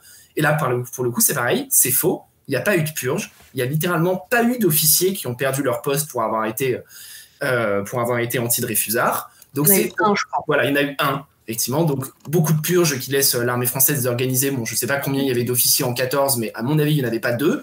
Donc je pense que 1, ça ne marche pas. Et du coup, en fait, qu'est-ce que ça lui permet de dire ? Ça lui permet de dire, finalement, tout ce boucan qu'il y a eu autour de l'affaire Dreyfus, ça a affaibli la nation française. Ça a failli la mettre à mort au moment clé de son histoire en 14 face aux méchants Allemands. Parce qu'à ce moment-là, les Allemands, ils sont redevenus méchants. Parce qu'avec Zemmour, il faut suivre, des fois ils sont gentils, des fois ils sont méchants. Là, en 14, ils sont méchants. Et du coup, c'est ça, en fait. Du coup, finalement, ça permet de dire toutes ces querelles d'historiens obscurs sur culpabilité, pas culpabilité, ça détruit la nation française. Finalement, si on avait laissé Dreyfus croupir en prison, c'était peut-être pas terrible parce qu'il était innocent, mais on serait arrivé prêt en 1914. Et en fait, il y a ça derrière. Il y a cette idée que là, on est là en train de couper les cheveux en 4 pour savoir si on est coupable, pas coupable, alors que lui, il prépare la France à la guerre. D'accord. Et quand on l'applique à un contexte contemporain, on voit très bien ce que ça peut donner. Pendant qu'on est là en train de juger des islamistes, pour prendre un exemple contemporain, ou d'essayer de réfléchir profondément aux causes de l'endoctrinement des djihadistes, ce genre de choses, voilà, donc aussi de faire un travail de chercheur sur le long terme, etc. Éric Zemmour dit oui, mais tout ça, ça affaiblit la nation française. Ça la laisse littéralement désarmée face à la guerre qui vient. Ouais, sachant que par ailleurs, et ça, il y a de multiples travaux d'historiens et d'historiennes qui l'ont montré, si la France arrive mal préparée en 14, C'est pas parce qu'il manque un officier, pas du tout. C'est parce que les doctrines en fait militaires françaises sont complètement dépassées en 14. Et ça, pour le coup, c'est quelque chose qui a été abondamment travaillé et il y a plus beaucoup de débat dessus, quoi. Oui, là, il y a tout un chapitre aussi donc, dans votre bouquin sur effectivement les mutineries. Comme quoi finalement ces mutineries, l'origine de ces mutineries, ça serait pas le fait que les soldats n'aient pas envie d'aller à la guerre ou que les conditions soient affreuses dans les tranchées ou voilà, mais ils se seraient mutinés parce que le commandement en gros se dégonflait alors qu'on allait gagner et que on a refusé aux soldats le droit d'aller combattre en fait. Donc il y a une espèce de il essaie de motiver les gens à être un peu plus patriotes et un peu plus combatifs, quoi, pour qu'on reprenne enfin les mains, quoi, pour que le peuple reprenne un petit peu ce qui lui revient de droit, quoi. Oui, puis pas que patriote, parce qu'on va retomber sur ce qu'on disait tout à l'heure. En soi, être patriote, il y a rien de mal. C'est quoi le problème d'aimer son pays, d'être fier de son pays, d'être content d'y vivre, etc. Tant mieux, vraiment parfait. Mais là, c'est pas du patriotisme, c'est du nationalisme, et c'est du nationalisme militariste, quoi. C'est belliciste comme propos. Que ce soit la croisade victoire française, Richelieu à La Rochelle, les mutins qui en fait se sont mutinés parce qu'ils voulaient continuer à se battre. Là vraiment on marche sur la tête, quoi. C'est une inversion du discours. À chaque fois l'idée c'est que la guerre c'est bien, quoi. Il faut se battre, c'est comme ça que la France s'est faite et toujours sous-entendu c'est comme ça qu'elle se fera ou qu'elle se refera. On retombe sur le nom de son parti, Reconquête, quoi. On est dans une reconquête et la reconquête elle passera pas par doubler le budget des théâtres municipaux ou augmenter le budget du CNRS, quoi. La reconquête, c'est la guerre, c'est le champ de bataille. Et avec les mutineries, en fait, ce qui est terrible encore dans cet exemple, c'est à quel point il donne l'impression de justement, comme tu viens de dire, hein, Benjamin, de donner le pouvoir au peuple, alors qu'en fait, ce qu'il fait, c'est l'inverse, parce qu'il prive les mutins de 1917 de leur parole. Parce qu'en fait, des sources sur les mutineries de 1917, on en a plein. On a plein de témoignages, et on a plein de témoignages anti-militaristes, sans forcément aller dans un discours très construit, mais en tout cas de gens qui en ont ras-le-bol de la guerre qui dure, qu'ils ont juste envie de rentrer et de revoir leur famille, qu'ils en ont marre d'être dans les tranchées. Donc, en fait, en faisant ce discours-là et en donnant l'illusion qu'il va donner le pouvoir au peuple, en fait, ce qu'il fait, c'est qu'il prive les gens de leur parole et qu'il prive les gens de leur capacité à réfléchir eux-mêmes. Et ça, avec cet exemple, je trouve ça terrible. Oui, et ça c'est quelque chose qui est grave pour les historiens et les historiennes. Tout à l'heure on parlait vérité, fait, etc. On n'a peut-être pas de vérité, on peut pas atteindre une vérité du passé, parce que c'est compliqué, on n'a pas toutes les sources. Par contre, il y a des voix du passé, des voix V ou X, quoi. Il y a des gens qui parlent du passé dans des sources qui sont conservées jusqu'à nous, des fois bien, des fois pas bien, etc. Les priver de cette voix, littéralement leur voler leur voix pour leur faire dire l'inverse de ce qu'ils disent, ben, c'est du vol, quoi. C'est une forme à la fois d'offense, d'outrance, et c'est du vol. Et là, effectivement, il suffit de lire n'importe quel roman écrit après la guerre, Le Feu de Barbus. Le Feu de Barbus, il passe pas son temps à dire « Ah là, franchement, il aurait fallu continuer la guerre 3 ans, on y était presque. » quoi. On sent cette espèce de ras-le-bol généralisé, de désespoir face à la violence, etc. Et du coup, quand Zemmour écrit ça, les mutins voulaient continuer la guerre, ouais, c'est vraiment, ils volent la parole de ces millions de soldats qui sont revenus du champ de bataille ou qui y sont restés, et il les met au service de son discours. Et ça, c'est assez grave quand même, hein. Voler la parole des morts. On dit faire voter les morts, c'est pas terrible comme pratique, mais alors faire parler les morts pour soi, c'est pas terrible non plus. C'est clair. Et je ressouligne ici justement cette notion de vérité, puisque tout à l'heure dans le chat, on a quelqu'un qui a dit oui, mais justement, revendiquer une vérité comme ça, c'est un peu se mettre au-dessus. Attention, hein, je rappelle que ce soit Catherine ou Florian, tout le collectif, hein, c'est dans l'introduction, justement, ils se mettent eux-mêmes, on garde là-dessus, ils sont pas les tenants de la vérité. Hein, il n'y a pas de vérité. Il y a des interprétations, des choses on peut ne pas être d'accord ou autre, mais il y a aussi des faits derrière, et comme le dit bien Florian, des voix qu'il faut aussi écouter, et donc c'est important. Il y a un truc qu'on pourrait peut-être aborder aussi, avant peut-être de passer aux questions, pourquoi pas, parce que je pense qu'il peut y en avoir, et depuis tout à l'heure les gens réagissent aussi sur le chat, c'est la place des juifs dans le discours de Zemmour, parce que finalement là sur les temporalités il brasse assez large. Dans le livre que vous sortez, dans le tract que vous sortez, ça va de Saint-Louis qui revendiquerait des racines juives au fait que on n'a pas, enfin la France aurait protégé ces juifs pendant la Seconde Guerre mondiale. Pourquoi ? Alors déjà, qu'est-ce qu'il nous dit sur ces deux axes-là et pourquoi ? Alors sur Saint-Louis, effectivement, alors juste pour clarifier un tout petit peu, il y a une citation qu'on a sortie, il dit pas que les rois français sont juifs. Il dit simplement, il reprend en fait le discours des rois de France au moment de Saint-Louis, notamment, mais aussi un peu avant, un peu après, qui s'inventent en fait des généalogies bibliques qui disent que les rois de France, en fait, ils descendent de David, qui est un roi dans la Bible, qui dit que le peuple franc, en fait, c'est le nouveau peuple élu, donc avec toute une série de références bibliques. Donc ça, c'est tout à fait vrai, il n'y a pas de souci, il y a tout à fait ces généalogies et ces références, il n'y a aucun problème. Par contre, le gros problème, c'est que Zemmour confond ce qui est biblique, ce qui est une référence biblique, et ce qui est une référence au peuple juif, ou aux juifs qui sont effectivement là, à ce moment-là, dans le royaume de France, sous la juridiction de Louis IX, Saint-Louis. En fait, ce que Zemmour dit, c'est que la monarchie française voulait être juive. Il voulait imiter les juifs, était extrêmement envieux en fait des juifs de par leur passé, de par leur nationalisme. En fait, c'est vers ça qu'il tend. Il considère que les juifs ont une forme de nationalisme que la monarchie française veut embrasser, et donc que la monarchie française est juive. Et il va jusque-là. Il va jusqu'à dire, et c'est le titre de son chapitre, qui est un titre volontairement provocateur, évidemment, Saint-Louis, roi juif. Et en fait, c'est vraiment complètement faux. C'est complètement faux parce que la monarchie française ne veut pas être juive. Ça n'a aucun sens pour une monarchie chrétienne de vouloir être juive. Elle veut avoir des références bibliques, ce qui est quand même très différent. Et en fait, la monarchie française, elle veut tellement pas être juive qu'elle persécute les juifs. Et que c'est un ressort extrêmement fort de la construction monarchique à ce moment-là. Ça aussi, ça a été très bien étudié. La monarchie française, à ce moment-là, elle se construit en expulsant les juifs à plusieurs reprises, en les expulsant, en les rappelant, en les expulsant définitivement ensuite au cours du XIVe siècle, en brûlant un certain nombre de livres importants de la tradition juive, en brûlant des juifs eux-mêmes. Alors Zemmour dit qu'il y a 2-3 juifs qui sont brûlés, mais il minore en fait complètement le caractère central de cette persécution dans la construction monarchique, en allant donc jusqu'à dire en fait que la monarchie française, elle est juive. Voilà. Et en citant de façon complètement fausse et de façon complètement en falsifiant en fait complètement une historienne qui a travaillé sur le sujet. Ce que moi personnellement m'a mise hors de moi quand j'ai vu cette citation, mais voilà, c'est le type en fait de déformation qu'il propose. Il fait de faux raisonnements en s'appuyant en plus sur des citations complètement falsifiées parfois de certains historiens et historiens. Donc ça c'est pour Saint-Louis. Je te laisse peut-être Florian. Et alors, après donc pour ce qui est de Vichy, c'est un élément sur lequel il revient souvent depuis toujours, mais en particulier depuis quelques mois. Là dans le tract on a mis une citation de lui sur Europe 1, je cite: Vichy a protégé les juifs français et donné les juifs étrangers, mais on en trouverait beaucoup. Il l'a répété il y a pas longtemps dans une intervention, je crois qu'il était dans le sud de la France, où quelqu'un lui dit mais vous avez parlé des juifs français et des juifs étrangers. Il est revenu en disant je maintiens mes propos, même si certains disent que c'est faux, je maintiens, je persiste, je signe.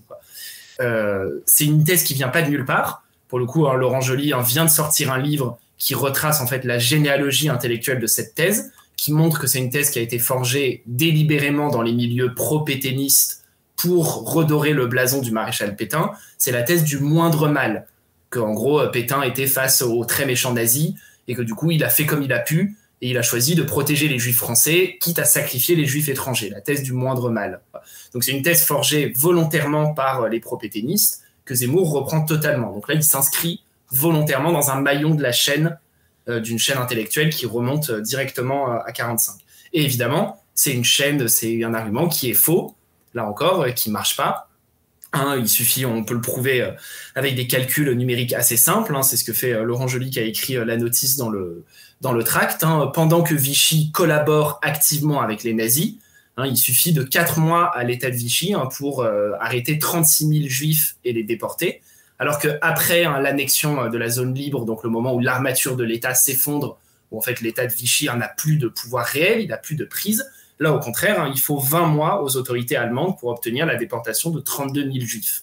Donc en fait, on voit bien que quand l'État français, c'était le nom à l'époque, hein, l'État français, travaillait avec les autorités allemandes, ça allait très vite pour arrêter les Juifs. Preuve qu'ils ne cherchaient pas du tout à protéger les Juifs. Au contraire, les Juifs, ils ont été davantage protégés à partir du moment où cet État s'est cassé la figure.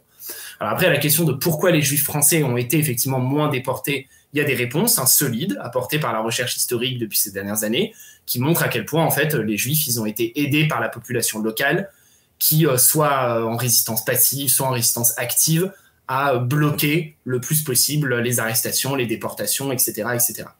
Mais en tout cas, du coup, c'est juste faux de dire que Vichy a sauvé les Juifs français. Au contraire, on sait à quel point le maréchal Pétain choisit la voie de la collaboration.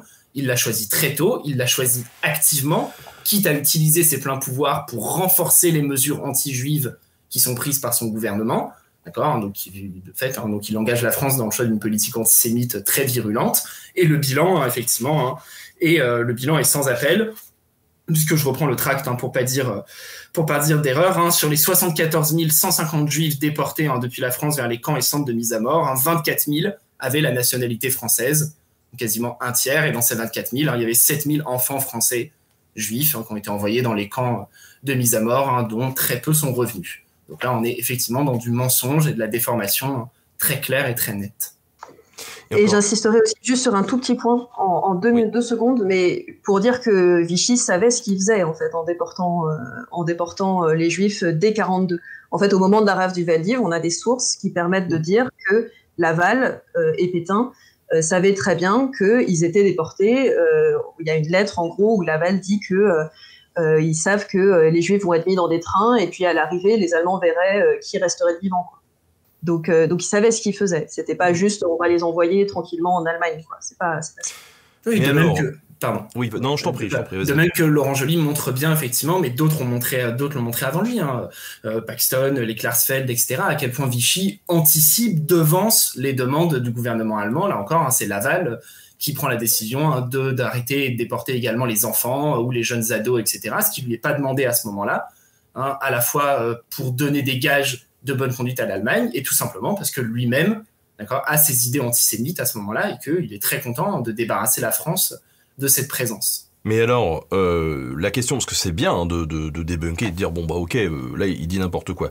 Mais pourquoi il le dit? Pourquoi est-ce que d'un côté il dit, mais les rois de France recherchaient des origines juives, et de l'autre côté, va minorer ses souffrances en revalorisant finalement la figure de Pétain? Quel est l'intérêt de ces deux ressorts-là, en fait, dans son idéologie? Alors, sur Vichy, en fait, ça c'est vraiment Laurent Joly qui le montre. Le ressort, il est politique actuel, on va dire. C'est-à-dire que le fait de redorer le blason de Vichy et de Pétain, ça permet à Zemmour de se présenter à la fois comme l'héritier de la droite gaulliste et comme l'héritier de la droite pétainiste, qui étaient deux droites qui ne se parlaient plus, qui étaient irréconciliables. Et en fait, Zemmour essaye d'avoir les deux références. Donc, il a une référence gaulliste parfois assez affichée, et parfois, là, en l'occurrence avec Vichy, il va au contraire se resservir dans le discours très ancien, comme Florian l'a dit, qui remonte à 1945. Donc là, il y a vraiment une histoire d'alliance politique. Il essaye d'allier des gens derrière lui. Sur la question des Juifs au Moyen-Âge, c'est un tout petit peu plus compliqué parce que, pour le coup, pour être très clair, tout le monde s'en fout en réalité de ce qui s'est passé au Moyen-Âge parmi la droite gaulliste ou pétainiste, c'est pas trop la question. Donc c'est pas du tout une question d'alliance politique. Mais l'idée, c'est vraiment pour Zemmour de présenter une sorte d'alliance idéale. Il le fait très bien dans son chapitre en réalité, il le dit de façon assez explicite. Une alliance idéale entre la monarchie chrétienne des rois de France, très forte, avec un pouvoir étatique qui se construit de façon très forte à ce moment-là, et une forme de nationalisme juif. Et il dit en fait que l'échec de la monarchie française, finalement, ça a été de ne pas avoir su intégrer ce nationalisme juif qui, pourtant, on était en bonne voie, dit-il, avec Saint-Louis et ce désir d'être juif. Mais en fait, ils n'ont pas réussi à allier ce nationalisme et ils ont préféré avoir une forme d'universalisme qui les a appauvris et qui les a affaiblis. L'universalisme pour Éric Zemmour, c'est toujours très mal, ça affaiblit toujours. Alors que voilà, si on avait cette symbiose, en fait, aurait pu réussir et elle était en bonne voie avec Saint-Louis et à la fin, ça n'a pas marché.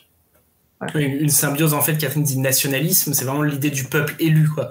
C'est en fait la recette miracle d'Éric Zemmour, c'est qu'il faut un État fort, avec un pouvoir unique très fort, un État violent, on l'a vu, qui utilise la guerre, y compris la guerre sur son propre territoire, siège de La Rochelle, Saint-Barthélemy, et il faut la conscience d'un peuple élu, la conscience d'une supériorité de nature, de destin, on retombe là-dessus, puisque le peuple élu, c'est ça, le peuple élu, c'est le peuple que Dieu a choisi parmi tous pour le mener vers la voie glorieuse du salut, et donc en fait, il faut que le peuple français retrouve la conviction d'être le peuple élu, le peuple choisi pour mener la voie, pour éclairer le monde, quitte à dominer le monde ou à posséder le monde ce faisant. Et il faut les trois en même temps, quoi. Et Saint-Louis, c'est un peu cette idée, on y était presque. Avec Saint-Louis, on avait un roi super fort, un roi qui n'avait pas peur de faire la guerre, c'est un croisé, comme par hasard, et un roi qui avait commencé à construire l'idée d'un peuple élu. D'accord ? On y était presque, et puis ça a raté. Bon, un siècle après, on y represse parce qu'il y a Jeanne d'Arc, et puis ça re-rate. Bon, heureusement, quelques siècles après, on y represse parce qu'il y a Napoléon, et puis ça re-rate, d'accord ? Etc. D'accord ? Et vous voyez évidemment le dernier maillon de la chaîne, qui dit explicitement dans son dernier livre, c'est lui, parce qu'à nouveau, la France est en crise à nouveau, et il y a un nouvel homme providentiel qui, après Clovis, Louis IX, Jeanne d'Arc et Napoléon, va venir sauver la France. Alors, sur la réconciliation des deux droites gaullistes et pétainistes, c'est un chemin de pensée qui est un peu compliqué chez lui, non ? Parce que je sais que vous n'êtes pas spécialisé sur la Seconde Guerre mondiale, mais il me semblait avoir vu que dans l'espace médiatique, il critiquait aussi vachement De Gaulle. Il est obligé, parce qu'effectivement, il est obligé pour réconcilier ces deux droites. C'est ce que dit Catherine. Quand Catherine dit deux droites irréconciliables, on rappelle que quand même c'est Pétain qui, pour le coup, a condamné à mort De Gaulle par contumace. D'accord, en insistant à nouveau avec l'autorité qu'il avait pour que ce soit bien une condamnation à mort. Donc on a quand même vraiment deux camps. Quand on dit qu'ils peuvent pas se parler, ils peuvent pas se parler, quoi. Ils peuvent pas être dans la même pièce, quoi. C'est matière et antimatière, quoi. Du coup, il est obligé de taper sur De Gaulle par certains côtés, parce que s'il reprend trop De Gaulle et s'il reprend que De Gaulle, du coup, il se coupe de cette droite pétainiste. Donc il est bien obligé à certains moments de critiquer la personne ou la politique de Gaulle. Et d'ailleurs, il le dit souvent en disant « Oui, là, De Gaulle a eu tort sur ça. Oui, là, d'ailleurs, c'est la grosse erreur de Gaulle. Ça, c'est l'erreur cardinale de Gaulle. » Il est obligé, quoi. Et en plus, il a conscience que De Gaulle, c'est devenu une espèce un peu de métafigure. C'est un peu comme Jaurès, quoi. C'est une figure tellement réappropriée qu'elle est largement dépolitisée. Là, dans la photo que Emmanuel Macron a postée sur les réseaux sociaux il y a 2 jours de son bureau avec un post-it, etc., on voit un exemplaire des mémoires de Gaulle posé sur un manga One Piece, voilà, pour dire « Ah oui, évidemment, je lis les mémoires de Gaulle quand j'ai 2 minutes le soir entre un manga et un tweet. » D'accord, donc en fait, c'est une figure très large. Du coup, Zemmour, il est obligé de l'utiliser parce qu'il n'y a pas de grande nation France sans De Gaulle, mais en même temps, il ne peut pas ne pas trouver un moyen de s'en démarquer. Ouais, c'est ça, De Gaulle, ça reste quand même le grand homme post-Deuxième Guerre mondiale, et donc il l'utilise en tant que tel. Avec des nuances avec la guerre d'Algérie aussi, mais ça reste une figure importante. Et il se réclame malgré tout de cet héritage de grand homme providentiel. Enfin voilà, c'est ce que disait Florian, ça c'est hyper important. De Gaulle, c'est la référence incontournable pour qui veut être un grand homme providentiel. Est-ce que ça vous va si on passe tranquillement aux questions ? Bien sûr. Ça nous va très bien. Je tiens à... Parce que ça m'a fait sourire. Donc je vous lis quand même cette interrogation d'un internaute. Alors malheureusement, j'ai oublié dans le copier-coller le pseudo qui nous dit « Mais est-ce que vous pensez pas tout simplement que Zemmour nous veut du bien à tous et fait exprès de placer des erreurs historiques dans le seul et unique but de nous pousser collectivement à nous renseigner sur notre propre histoire ?» Oui, c'est connu. C'est connu à tous les niveaux. D'ailleurs, tous les profs de France savent que leurs élèves sont en fait tous des cracks dans toutes les disciplines et font exprès de faire des fautes pour nous pousser à utiliser nos Becherel et nos stylos rouges. Parce que sinon, les fabricants de stylos rouges feraient faillite. C'est connu, c'est connu. Non, alors il y a une question qui revient souvent et qui est légitime et qui doit être posée aussi. C'est bien de faire un tract comme ça pour débunker Zemmour, mais est-ce que ça serait pas mieux d'accepter le débat avec lui? Pourquoi est-ce que les historiens, s'ils sont si courageux, ils veulent pas aller justement se frotter à Zemmour en direct pour un petit peu de bagarre, s'ils sont si sur 2? Alors, en fait, là, je pense que c'est important de préciser qu'on va répondre en nos noms propres et que ça n'engage pas forcément tout le collectif, typiquement sur ce genre de questions. Ou d'ailleurs, je sais pas, même si Florian et moi, on est d'accord. Donc, si tu veux te lancer... Non, vas-y, réponds. Alors, moi, je pense que ce qu'on essaye de faire dans ce tract, c'est une réponse scientifique. C'est-à-dire qu'on essaye on répond en tant qu'historien et historienne, et on se place au niveau scientifique en montrant et en essayant de démontrer un certain nombre de choses qui s'appuient sur un consensus scientifique. Le débat scientifique, il existe, mais il existe dans un certain cadre, avec un certain nombre de règles que Zemmour ne respecte pas. Il n'y a qu'à ouvrir ses bouquins, c'est pas des bouquins scientifiques, il n'y a pas de notes de bas de page, il n'y a pas de citations, les citations sont fausses, enfin voilà, ça ne respecte pas les règles scientifiques. Donc le débat scientifique, il peut pas avoir lieu avec Zemmour. Après, il reste le débat politique.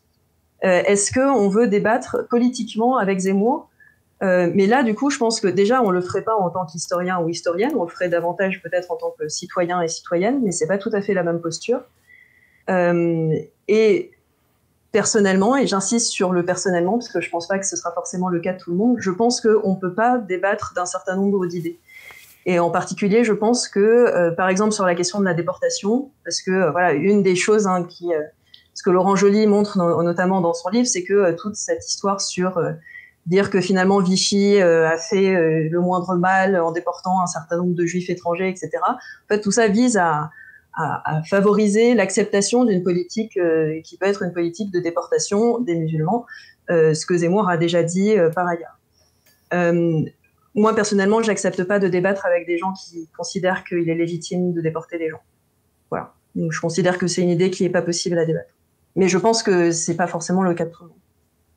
Oui, il y aurait plein de réponses possibles à faire à cette question. Il y aurait une réponse très purement pragmatique. Les gens ont toujours l'impression qu'on est invité partout en tant qu'historien. C'est pas vrai, on n'est pas invité sur les plateaux de télé pour débattre avec les uns et les autres. Donc déjà, c'est pas si facile. Il y aurait une réponse peut-être plus grand angle. Qu'est-ce que c'est que ce tract, sinon un débat avec Éric Zemmour ? Qu'est-ce que c'est que sinon une manière de lui répondre ? Donc il écrit des livres dans lesquels il dit n'importe quoi sur l'histoire. On écrit des livres pour expliquer pourquoi il dit n'importe quoi. J'imagine qu'il écrira un article à un moment ou un autre pour tacler les méchants historiens gauchistes qui ont essayé de le prendre de haut en épinglant des détails de son propos. Ce sera sa réponse à lui, et puis dans 5-6 ans, il y aura une réponse de notre côté. Je dis notre, alors qu'en plus je surestime l'unité de la communauté historienne, donc du côté de la communauté historienne, pour le critiquer. Donc en fait, le débat, simplement, quand les gens posent la question en disant pourquoi vous débattez pas, ils pensent qu'il y a une forme de débat qui, moi, me paraît très pauvre. Ils pensent à la forme du débat télévisuel de face à face chez Hanouna, avec le même temps de parole pour les deux. C'est une forme de débat qui n'est pas la plus intéressante, qui n'est pas celle qui me plaît le plus, qui n'est pas celle à laquelle on est formé en tant qu'universitaire. Du coup, pourquoi est-ce qu'on accepterait cette forme-là alors qu'on en fait d'autres et que ce tract, c'est une manière de débattre avec lui? Oui, et puis pour le coup, et ça se vérifie quand même vachement, c'est-à-dire que quand il y a des vidéos de debunk, là je parle de mon côté sur YouTube, quand il y a des vidéos de debunk qui sont produites sur des documentaires ou des vidéos qui racontent n'importe quoi, souvent les vidéos de debunk sont vraiment 20 fois plus longues, et j'exagère vraiment pas, et elles sont 20 fois moins vues que la fake news de base. Mais oui, c'est pour ça que dans le débat télévisuel, ça peut pas être pertinent pour nous, parce qu'il faut 1 seconde pour dire Vichy a sauvé les Juifs français, mais il faut 10 minutes pour prouver que c'est pas vrai, en utilisant des sources et des faits et des dates et des chiffres et des noms propres. Et du coup, bah oui, forcément, les 10 minutes, c'est long, c'est pénible. Soit on les aura pas dans le débat télévisuel, soit ça va être coupé, soit ça va pas être retenu. Soit en face, la personne va reprendre la parole pour glisser sur un autre sujet. Et en plus, Éric Zemmour est très fort à ça. Je pense à son intervention il y a quelques semaines face à Alexis Corbière, dans lequel Corbière lui demande « Mais dans les programmes français, vous avez dit que les programmes français étaient anti-français. Qu'est-ce qu'il y a d'anti-français ?» Et où Éric Zemmour rebondit de sujet en sujet sans jamais répondre à la question, parce que c'est très dur d'épingler sur un point précis. Donc là, clairement, effectivement, tu as raison. Prouver, c'est toujours plus long que simplement balancer des idées en l'air, quoi. Surtout quand en plus on sait qu'elles sont fausses, donc on peut de base s'affranchir de la preuve, s'affranchir de l'historiographie. On n'a pas besoin d'apporter les preuves, alors qu'en tant qu'historien, on l'a fait combien de fois depuis le début de ce Twitch, la phrase qu'on répète le plus, c'est « Attention, c'est plus compliqué ». Parce que c'est vrai, on ne peut pas vous apporter des réponses simples, l'histoire, c'est compliqué sur plein de points. Et donc il faut le temps de rentrer dedans. C'est pour ça que heureusement qu'il y a des vulgarisateurs et vulgarisatrices qui œuvrent à la rendre un peu moins compliquée, mais même ça, t'es bien placé pour savoir qu'on ne peut pas abréger les choses dans un contenu trop court. L'histoire, ça reste dense et compliqué. La fameuse question, du coup, est-ce que débattre avec Zemmour et donc du coup produire ce genre de papier, c'est pas lui donner de la visibilité aussi? Ça, c'est une question qu'on s'est tous beaucoup posée, je pense, tous et toutes. Et il me semble qu'une des réponses qu'on a apportées, c'est que ce tract, il arrive maintenant, il n'arrive pas il y a 2 ans. Il arrive à un moment où il est déjà candidat et où en fait la mayonnaise est déjà montée, quoi. Donc on n'apporte pas grand-chose. Florian, je t'aurais peut-être... Ouais, c'est une vraie question. Hein. Quand on a commencé à réfléchir à ce tract, il y a un certain nombre de collègues qui ont dit qu'ils ne voulaient pas intervenir sur ce mode-là parce qu'ils trouvaient que finalement ça faisait son jeu, que ça lui donne de la visibilité. En plus, c'est plus que de lui donner de la visibilité, on lui donne vraiment de l'eau à son moulin. Parce que vu que l'un des éléments de sa rhétorique, c'est regardez, les méchants historiens sont contre moi, parce que moi je vous dis la vérité, en écrivant un livre dans lequel on dit les méchants historiens sont contre lui, d'accord, il est hyper content. Je pense que lui, il se frotte les mains en disant parfait, je vais pouvoir m'en servir pendant 2 ans pour dire, vous voyez, il y a vraiment une cabale d'universitaires qui veut ma tête. Et tout. Donc, c'est des vraies questions. Voilà, je vous dis, il y a des collègues qui ont préféré ne pas écrire. Je reconnais la légitimité. Vraiment, je respecte. Même, vraiment, je respecte et j'honore cette démarche. Moi, je pense qu'on a toujours quand même intérêt à un moment à dire qu'on n'est pas d'accord, à dire stop, à prendre la parole, ne serait-ce que parce que sinon, on la laisse. Ce qui est toujours un peu dommage de laisser la parole. Oui, une parole qu'il a d'ailleurs dans énormément de médias. Il est absolument partout. Je pense que de tous les candidats, c'est celui qui pourra le moins se plaindre de ne pas avoir eu la parole. Et c'est pour ça d'ailleurs qu'on remercie chaleureusement, et ça va être totalement gratuit au passage. On remercie très chaleureusement Samuel Etienne de lui avoir donné la parole ce soir sur Twitch au début de notre émission, parce que voilà, c'est quand même vachement bien. Est-ce que... Alors, tout à l'heure, il y a quelqu'un qui s'est fait... qui a eu quelques propos un peu déplacés et tout ça, donc il n'a pas fait long feu sur le Twitch, mais qui nous a dit, mais vous pouvez pas trouver des points d'accord historiques quand même avec Zemmour, parce qu'on a l'impression que tout ce qu'il dit, c'est faux. Vous êtes un peu négatif. En fait, là, on a pointé là où il y a des choses qui sont fausses et qui sont faciles à montrer et qui en plus ont un impact politique lourd dans le discours général de Zemmour. Donc voilà, Vichy, je pense que voilà, on n'a pas besoin de redire pourquoi c'est politiquement très lourd et c'est en même temps très faux. Donc voilà. Après, ça ne veut pas dire que tout ce qu'il dit est aussi faux que ça. Par exemple, un des points sur lequel on a pas mal discuté, c'est Jeanne d'Arc. Jeanne d'Arc, il n'y a pas de point sur lequel il ment. Il n'y a pas de point sur lequel c'est objectivement faux. Après, la réutilisation qu'il fait de la figure est problématique et un certain nombre d'aspects, mais là, on est plutôt du côté de l'interprétation et pas vraiment du côté des faits. Donc voilà, mais je ne sais pas si tu as autre chose à rajouter. Mais...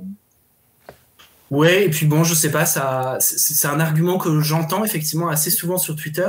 J'ai toujours trouvé que c'était assez limité comme argument, parce que d'un côté, bon, je peux entendre sa pertinence. Bon, quand il y a un aliment, quand il y a une pomme moisie au milieu d'une corbeille de fruits, on jette la pomme et on mange le reste.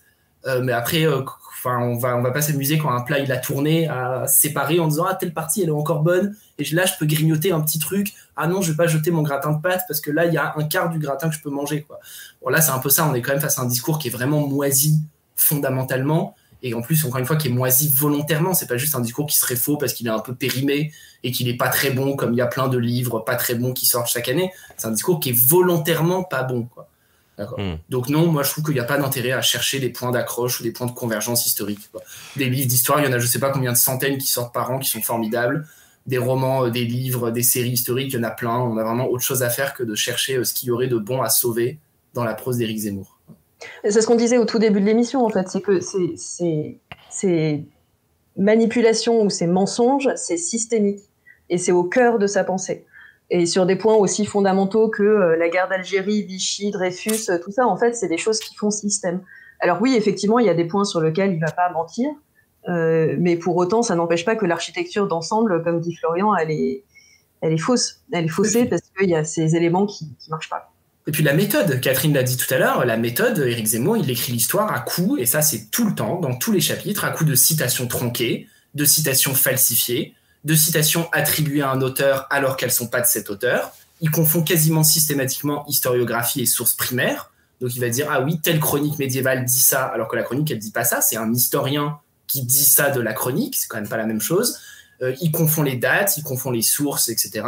Non, je trouve qu'il n'y a pas, effectivement, il n'y a pas d'intérêt.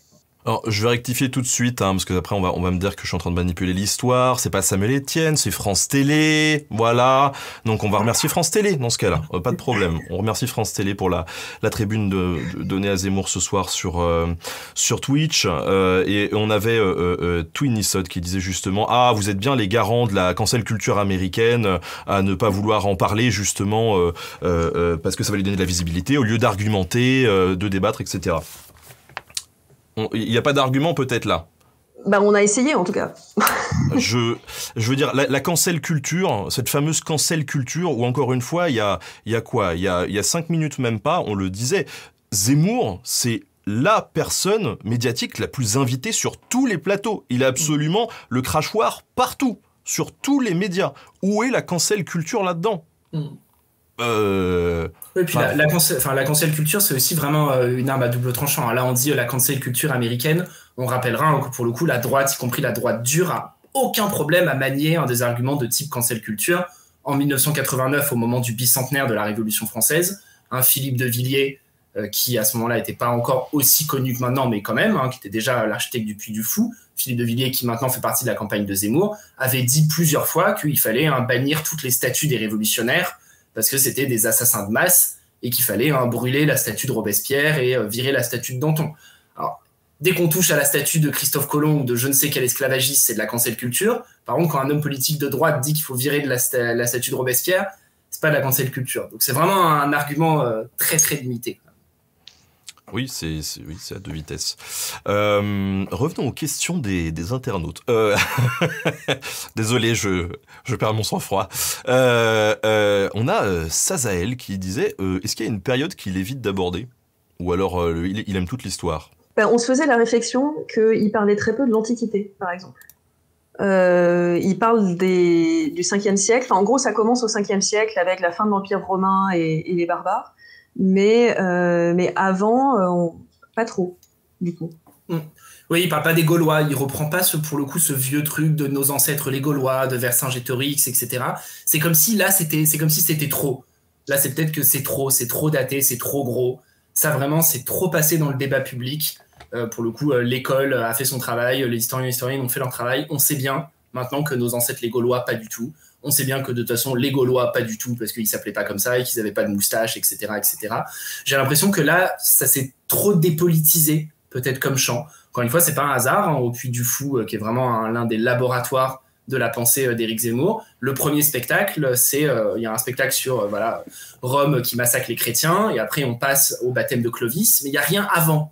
L'Antiquité, elle marche plus trop, là. Vraiment, le côté la France avant Jésus-Christ, ça prend plus, ça accroche plus. Mais c'est aussi parce que c'est avant Jésus-Christ.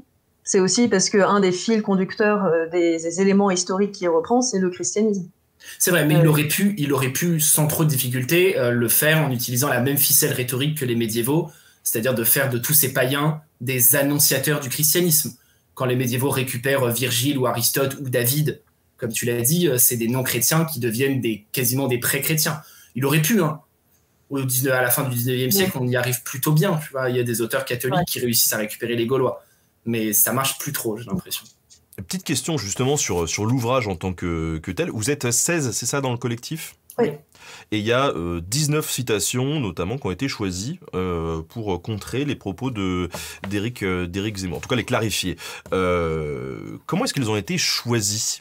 Parce que vous parlez de florilège, en gros, on va utiliser ce joli mot, concernant les erreurs historiques. Pourquoi ces 19-là et pas d'autres ? C'est les citations qui nous ont semblé les plus problématiques, celles qu'on pouvait prendre sans dénaturer la pensée de Zemmour, donc justement en n'essayant pas de prendre juste une phrase tirée de son contexte, ça vraiment on l'a pas fait. L'idée, c'était de prendre une phrase qui faisait sens dans un discours, voire qui était répétée. Parfois, il y a 2 citations qui sont utilisées. Et des citations qui nous paraissaient à la fois, non seulement qui étaient fausses, mais qui paraissaient encore une fois structurantes de la pensée d'Éric Zemmour. Et après, je pense que c'est peut-être aussi ça qu'il y a derrière cette question. On a travaillé en fait. Chacun a écrit parfois 1-2 notices. Il y a des notices qui ont été écrites à plusieurs. Et ensuite, il y a eu un gros travail collectif de relecture Tout le monde a tout relu plusieurs fois, donc de réécriture aussi parfois. Donc c'est pour ça que les notices ne sont pas signées individuellement, mais que par contre on signe collectivement tout l'ouvrage. Oui, puis en fait il y avait plusieurs dates. Au début il y avait plus de dates, il y avait plus d'éléments, plus de citations. Et tout simplement il y a un travail de coupe, comme toujours quand on écrit un livre, parce qu'on est lag. On se rend compte que telle branche elle est un peu moins solide, que tel événement c'est moins intéressant, que finalement ce que dit Éric Zemmour d'Ibn Khaldoun, c'est moins crucial que d'autres. Ça mérite pas la même place, donc on a aussi beaucoup coupé. Mais voilà, vraiment pour dire que c'est pas du tout comme si on avait épluché tout Zemmour pour trouver uniquement 19 erreurs et qu'on était très content, quoi. S'il avait fallu faire 10 fois plus, on aurait fait 10 fois plus. Par contre, ça aurait été un peu plus long et un peu plus lourd à lire. Donc l'idée là, c'était aussi de faire court, comme tu l'as dit, puisque c'est un livre qui est pensé assez stratégiquement. Alors c'est une question qu'on a déjà posée, mais au début du live on va la reposer parce qu'il y a un certain nombre de personnes maintenant quand même dans le chat et qui nous écoutent, et puis on voit encore certains qui disent nota bene le justicier de l'histoire. Ah merci, c'est un titre. Je vais le faire graver sur ma pierre tombale. Je pense que c'est pas mal. Juste à côté du QR code qui vous renverra sur ma chaîne. Abonnez-vous, nota bene. Bientôt 2 millions d'abonnés. J'ai encore besoin d'un petit peu de soutien pour y arriver. Je vous remercie. On a Galien qui nous disait donc mais pourquoi les historiens reviennent sur Zemmour et jamais sur Yann Brossa ou Mélenchon, par exemple, sur le communisme. Voilà. Il y a des choses à débunker sur eux aussi. Et pourquoi est-ce qu'on n'en parle jamais dans les médias? Il y a un silence des médias là-dessus aussi, sur Macron et sur le communisme. Déjà, on n'en parle pas jamais. Hein. On en parle autant que les autres, quand ils le font, effectivement. Quand Emmanuel Macron ou Jean-Luc Mélenchon ou n'importe qui dit une bêtise sur le Moyen-Âge, les médiévistes interviennent sur les réseaux sociaux pour rappeler pourquoi c'est une bêtise, etc. Par contre, pourquoi est-ce qu'on a l'impression de jamais entendre ça? Parce que tout simplement, ils le font moins souvent. Voilà, je suis désolé, c'est pas une question d'opinion politique, mais de fait, les écolos laissent quand même l'histoire médiévale largement tranquille. C'est rare d'entendre Yannick Jadot ou Sandrine Rousseau utiliser l'histoire de Clovis. Ils l'ont peut-être fait, je prétends pas avoir tout lu ou tout entendu, mais c'est quand même pas souvent. C'est rare qu'ils commencent un discours en disant du temps glorieux de Clovis. Donc voilà, bon, au passage, ne le faites pas, s'il y en a qui écoutent, merci, laissez-nous tranquilles, donc ne le faites pas, laissez l'histoire. Donc du coup, tout simplement, en fait, mais effectivement, quand il y a des hommes politiques ou des femmes politiques qui disent des bêtises sur l'histoire, on est là aussi pour le dire, pour intervenir. Le bouquin sur Zemmour, c'est pas le premier, il y a eu des livres sur d'autres discours politiques. Mais encore une fois, ce qu'on a dit au début du live, c'est que c'est systémique, c'est structurel. Jamais un candidat, en tout cas pas depuis des années, n'a poussé aussi loin, aussi fort, aussi fréquemment le nombre de manipulations historiques.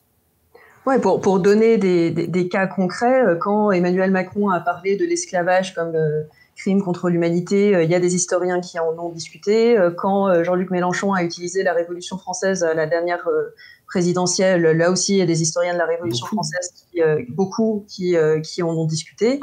Quand Bruno Le Maire parlait du Moyen-Âge, il me semble, il y a encore quelques temps, c'est pareil, ça a été discuté. Donc non, on en parle. Mais il y a ce côté vraiment systémique chez Zemmour. Pour des médiévistes que vous êtes, quel regard portez-vous sur cette fascination de l'extrême droite au sens large, ça dépasse Zemmour, sur un Moyen-Âge fantasmé? Et pourquoi cette période, votre période, est-elle la source d'un tel attrait pour cette frange politique-là? Ouais, alors c'est une question passionnante. Il y a beaucoup de recherches actuellement dessus. Il y a effectivement, c'est pas du tout un phénomène franco-français. On le retrouve beaucoup dans les pays anglo-saxons, par exemple. Il y a d'ailleurs un livre de 2 médiévistes américains, Amy Kaufman et Paul Sturtevant, pas traduit en français encore, qui s'appelle The Devil Historian, qui se penche précisément sur ça, sur la manière dont l'extrême droite réutilise, revendique, réapproprie le Moyen-Âge. Alors, pourquoi? C'est une question hyper longue, hyper foisonnante, mais hyper longue. Il y a plusieurs éléments simples de réponse. C'est que le Moyen-Âge, c'est une période très longue, très touffue, donc on peut y mettre tout ce qu'on veut dans le Moyen-Âge. C'est ce qu'analyse bien un médiéviste italien qui s'appelle Tommaso di Carpegna Falconieri. Et Catherine, je pense que c'est le livre que tu as pris, voilà, si je ne me trompe pas. J'en ai reconnu la tranche dans un livre qui s'appelle Médiéval et militant, et qui montre bien qu'on peut avoir à la fois un Moyen-Âge gothique, un Moyen-Âge celtique, un Moyen-Âge des druides, un Moyen-Âge des cathédrales, un Moyen-Âge des princesses, un Moyen-Âge des croisés, etc., etc.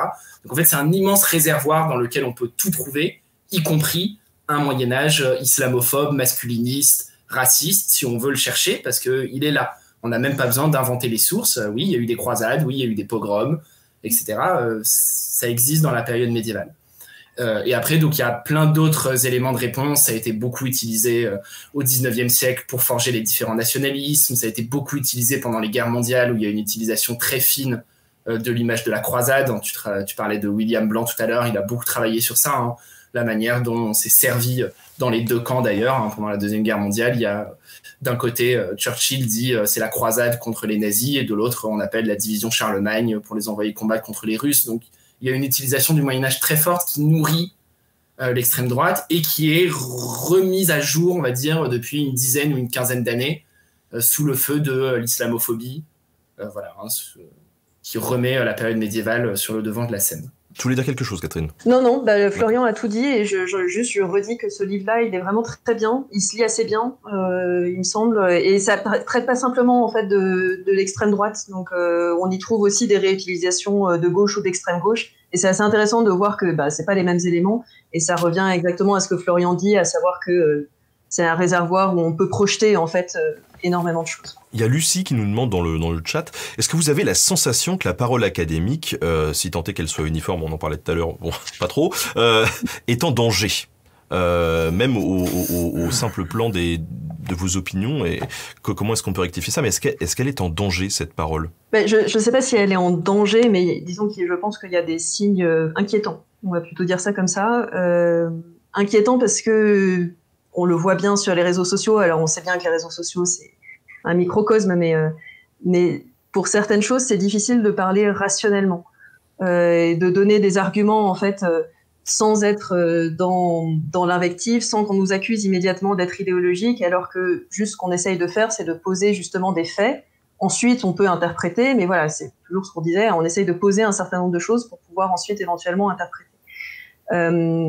Et donc la parole, juste cette couche de faits là, elle est difficile à poser. Et ensuite, je pense que la parole académique, elle est contestée aussi parce que disons que quand on conteste l'autorité, on conteste un peu tout en bloc. Et là, en l'occurrence, ça conteste aussi l'autorité que alors, avec beaucoup de guillemets, hein, mais que les universitaires peuvent avoir comme détenteurs d'un savoir. Voilà. Alors, on sait bien, et on l'a dit au début de l'émission, que justement, nous, on essayait de ne pas être juste dans cette position surplombante, puisqu'on pense que ce n'est pas forcément une position très saine. Mais disons que ça peut conduire certaines personnes à remettre systématiquement en cause ce qu'on peut dire, justement, dans cette remise en cause, disons, plus générale. Donc voilà, je pense qu'effectivement, c'est parfois un peu compliqué, et il n'y a pas de remède miracle, mais je pense qu'une des choses qu'on essaye de faire, c'est de parler de ce qu'on fait. Parce que voilà, enfin, tu le disais à un moment donné, la différence entre des actions de débunkage et puis au contraire des choses, du contenu, disons, à portée plus générale. Voilà, ce qu'on fait là avec le livre de Zemmour, c'est pas du tout un but en soi, et c'est pas du tout la seule chose qu'il faut faire. Enfin, justement, nous, on est vraiment partisans d'une prise de parole sous tous les formats qui selon les affinités des gens. Mais je pense que c'est important qu'on parle de ce qu'on fait hors d'une période électorale, quoi, aussi. Et c'est ce qu'on essaye de faire. Ouais, et pour ajouter juste un tout petit élément, est-ce que la parole académique est en danger? Catherine a très bien répondu pour l'aspect politique, sociétal. On peut quand même rappeler que oui, si la parole académique elle est en danger, c'est aussi tout simplement parce que l'université publique elle est en danger, parce que faute de financement, de postes et d'une vraie politique éducative, les chercheurs et les chercheuses, pas qu'en histoire, là pour le coup dans toutes les disciplines, croulent sous la charge de travail, sous les pressions diverses, etc. Et donc, tout simplement, si la parole académique elle est en danger, c'est parce qu'il y a aujourd'hui de vraies raisons de craindre qu'elle devienne inaudible, faute de gens pour la porter. Donc là, pour le coup, il y a un vrai danger. Hein. C'est un moyen simple de faire taire les universitaires.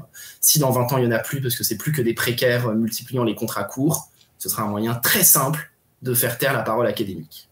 Est-ce que vous auriez quelque chose à rajouter? Là, on a encore 5 minutes pour l'émission, quelque chose qui vous tenait à cœur et un message que vous vouliez passer peut-être aux gens qui nous écoutent ou qui vont nous écouter hors diffusion?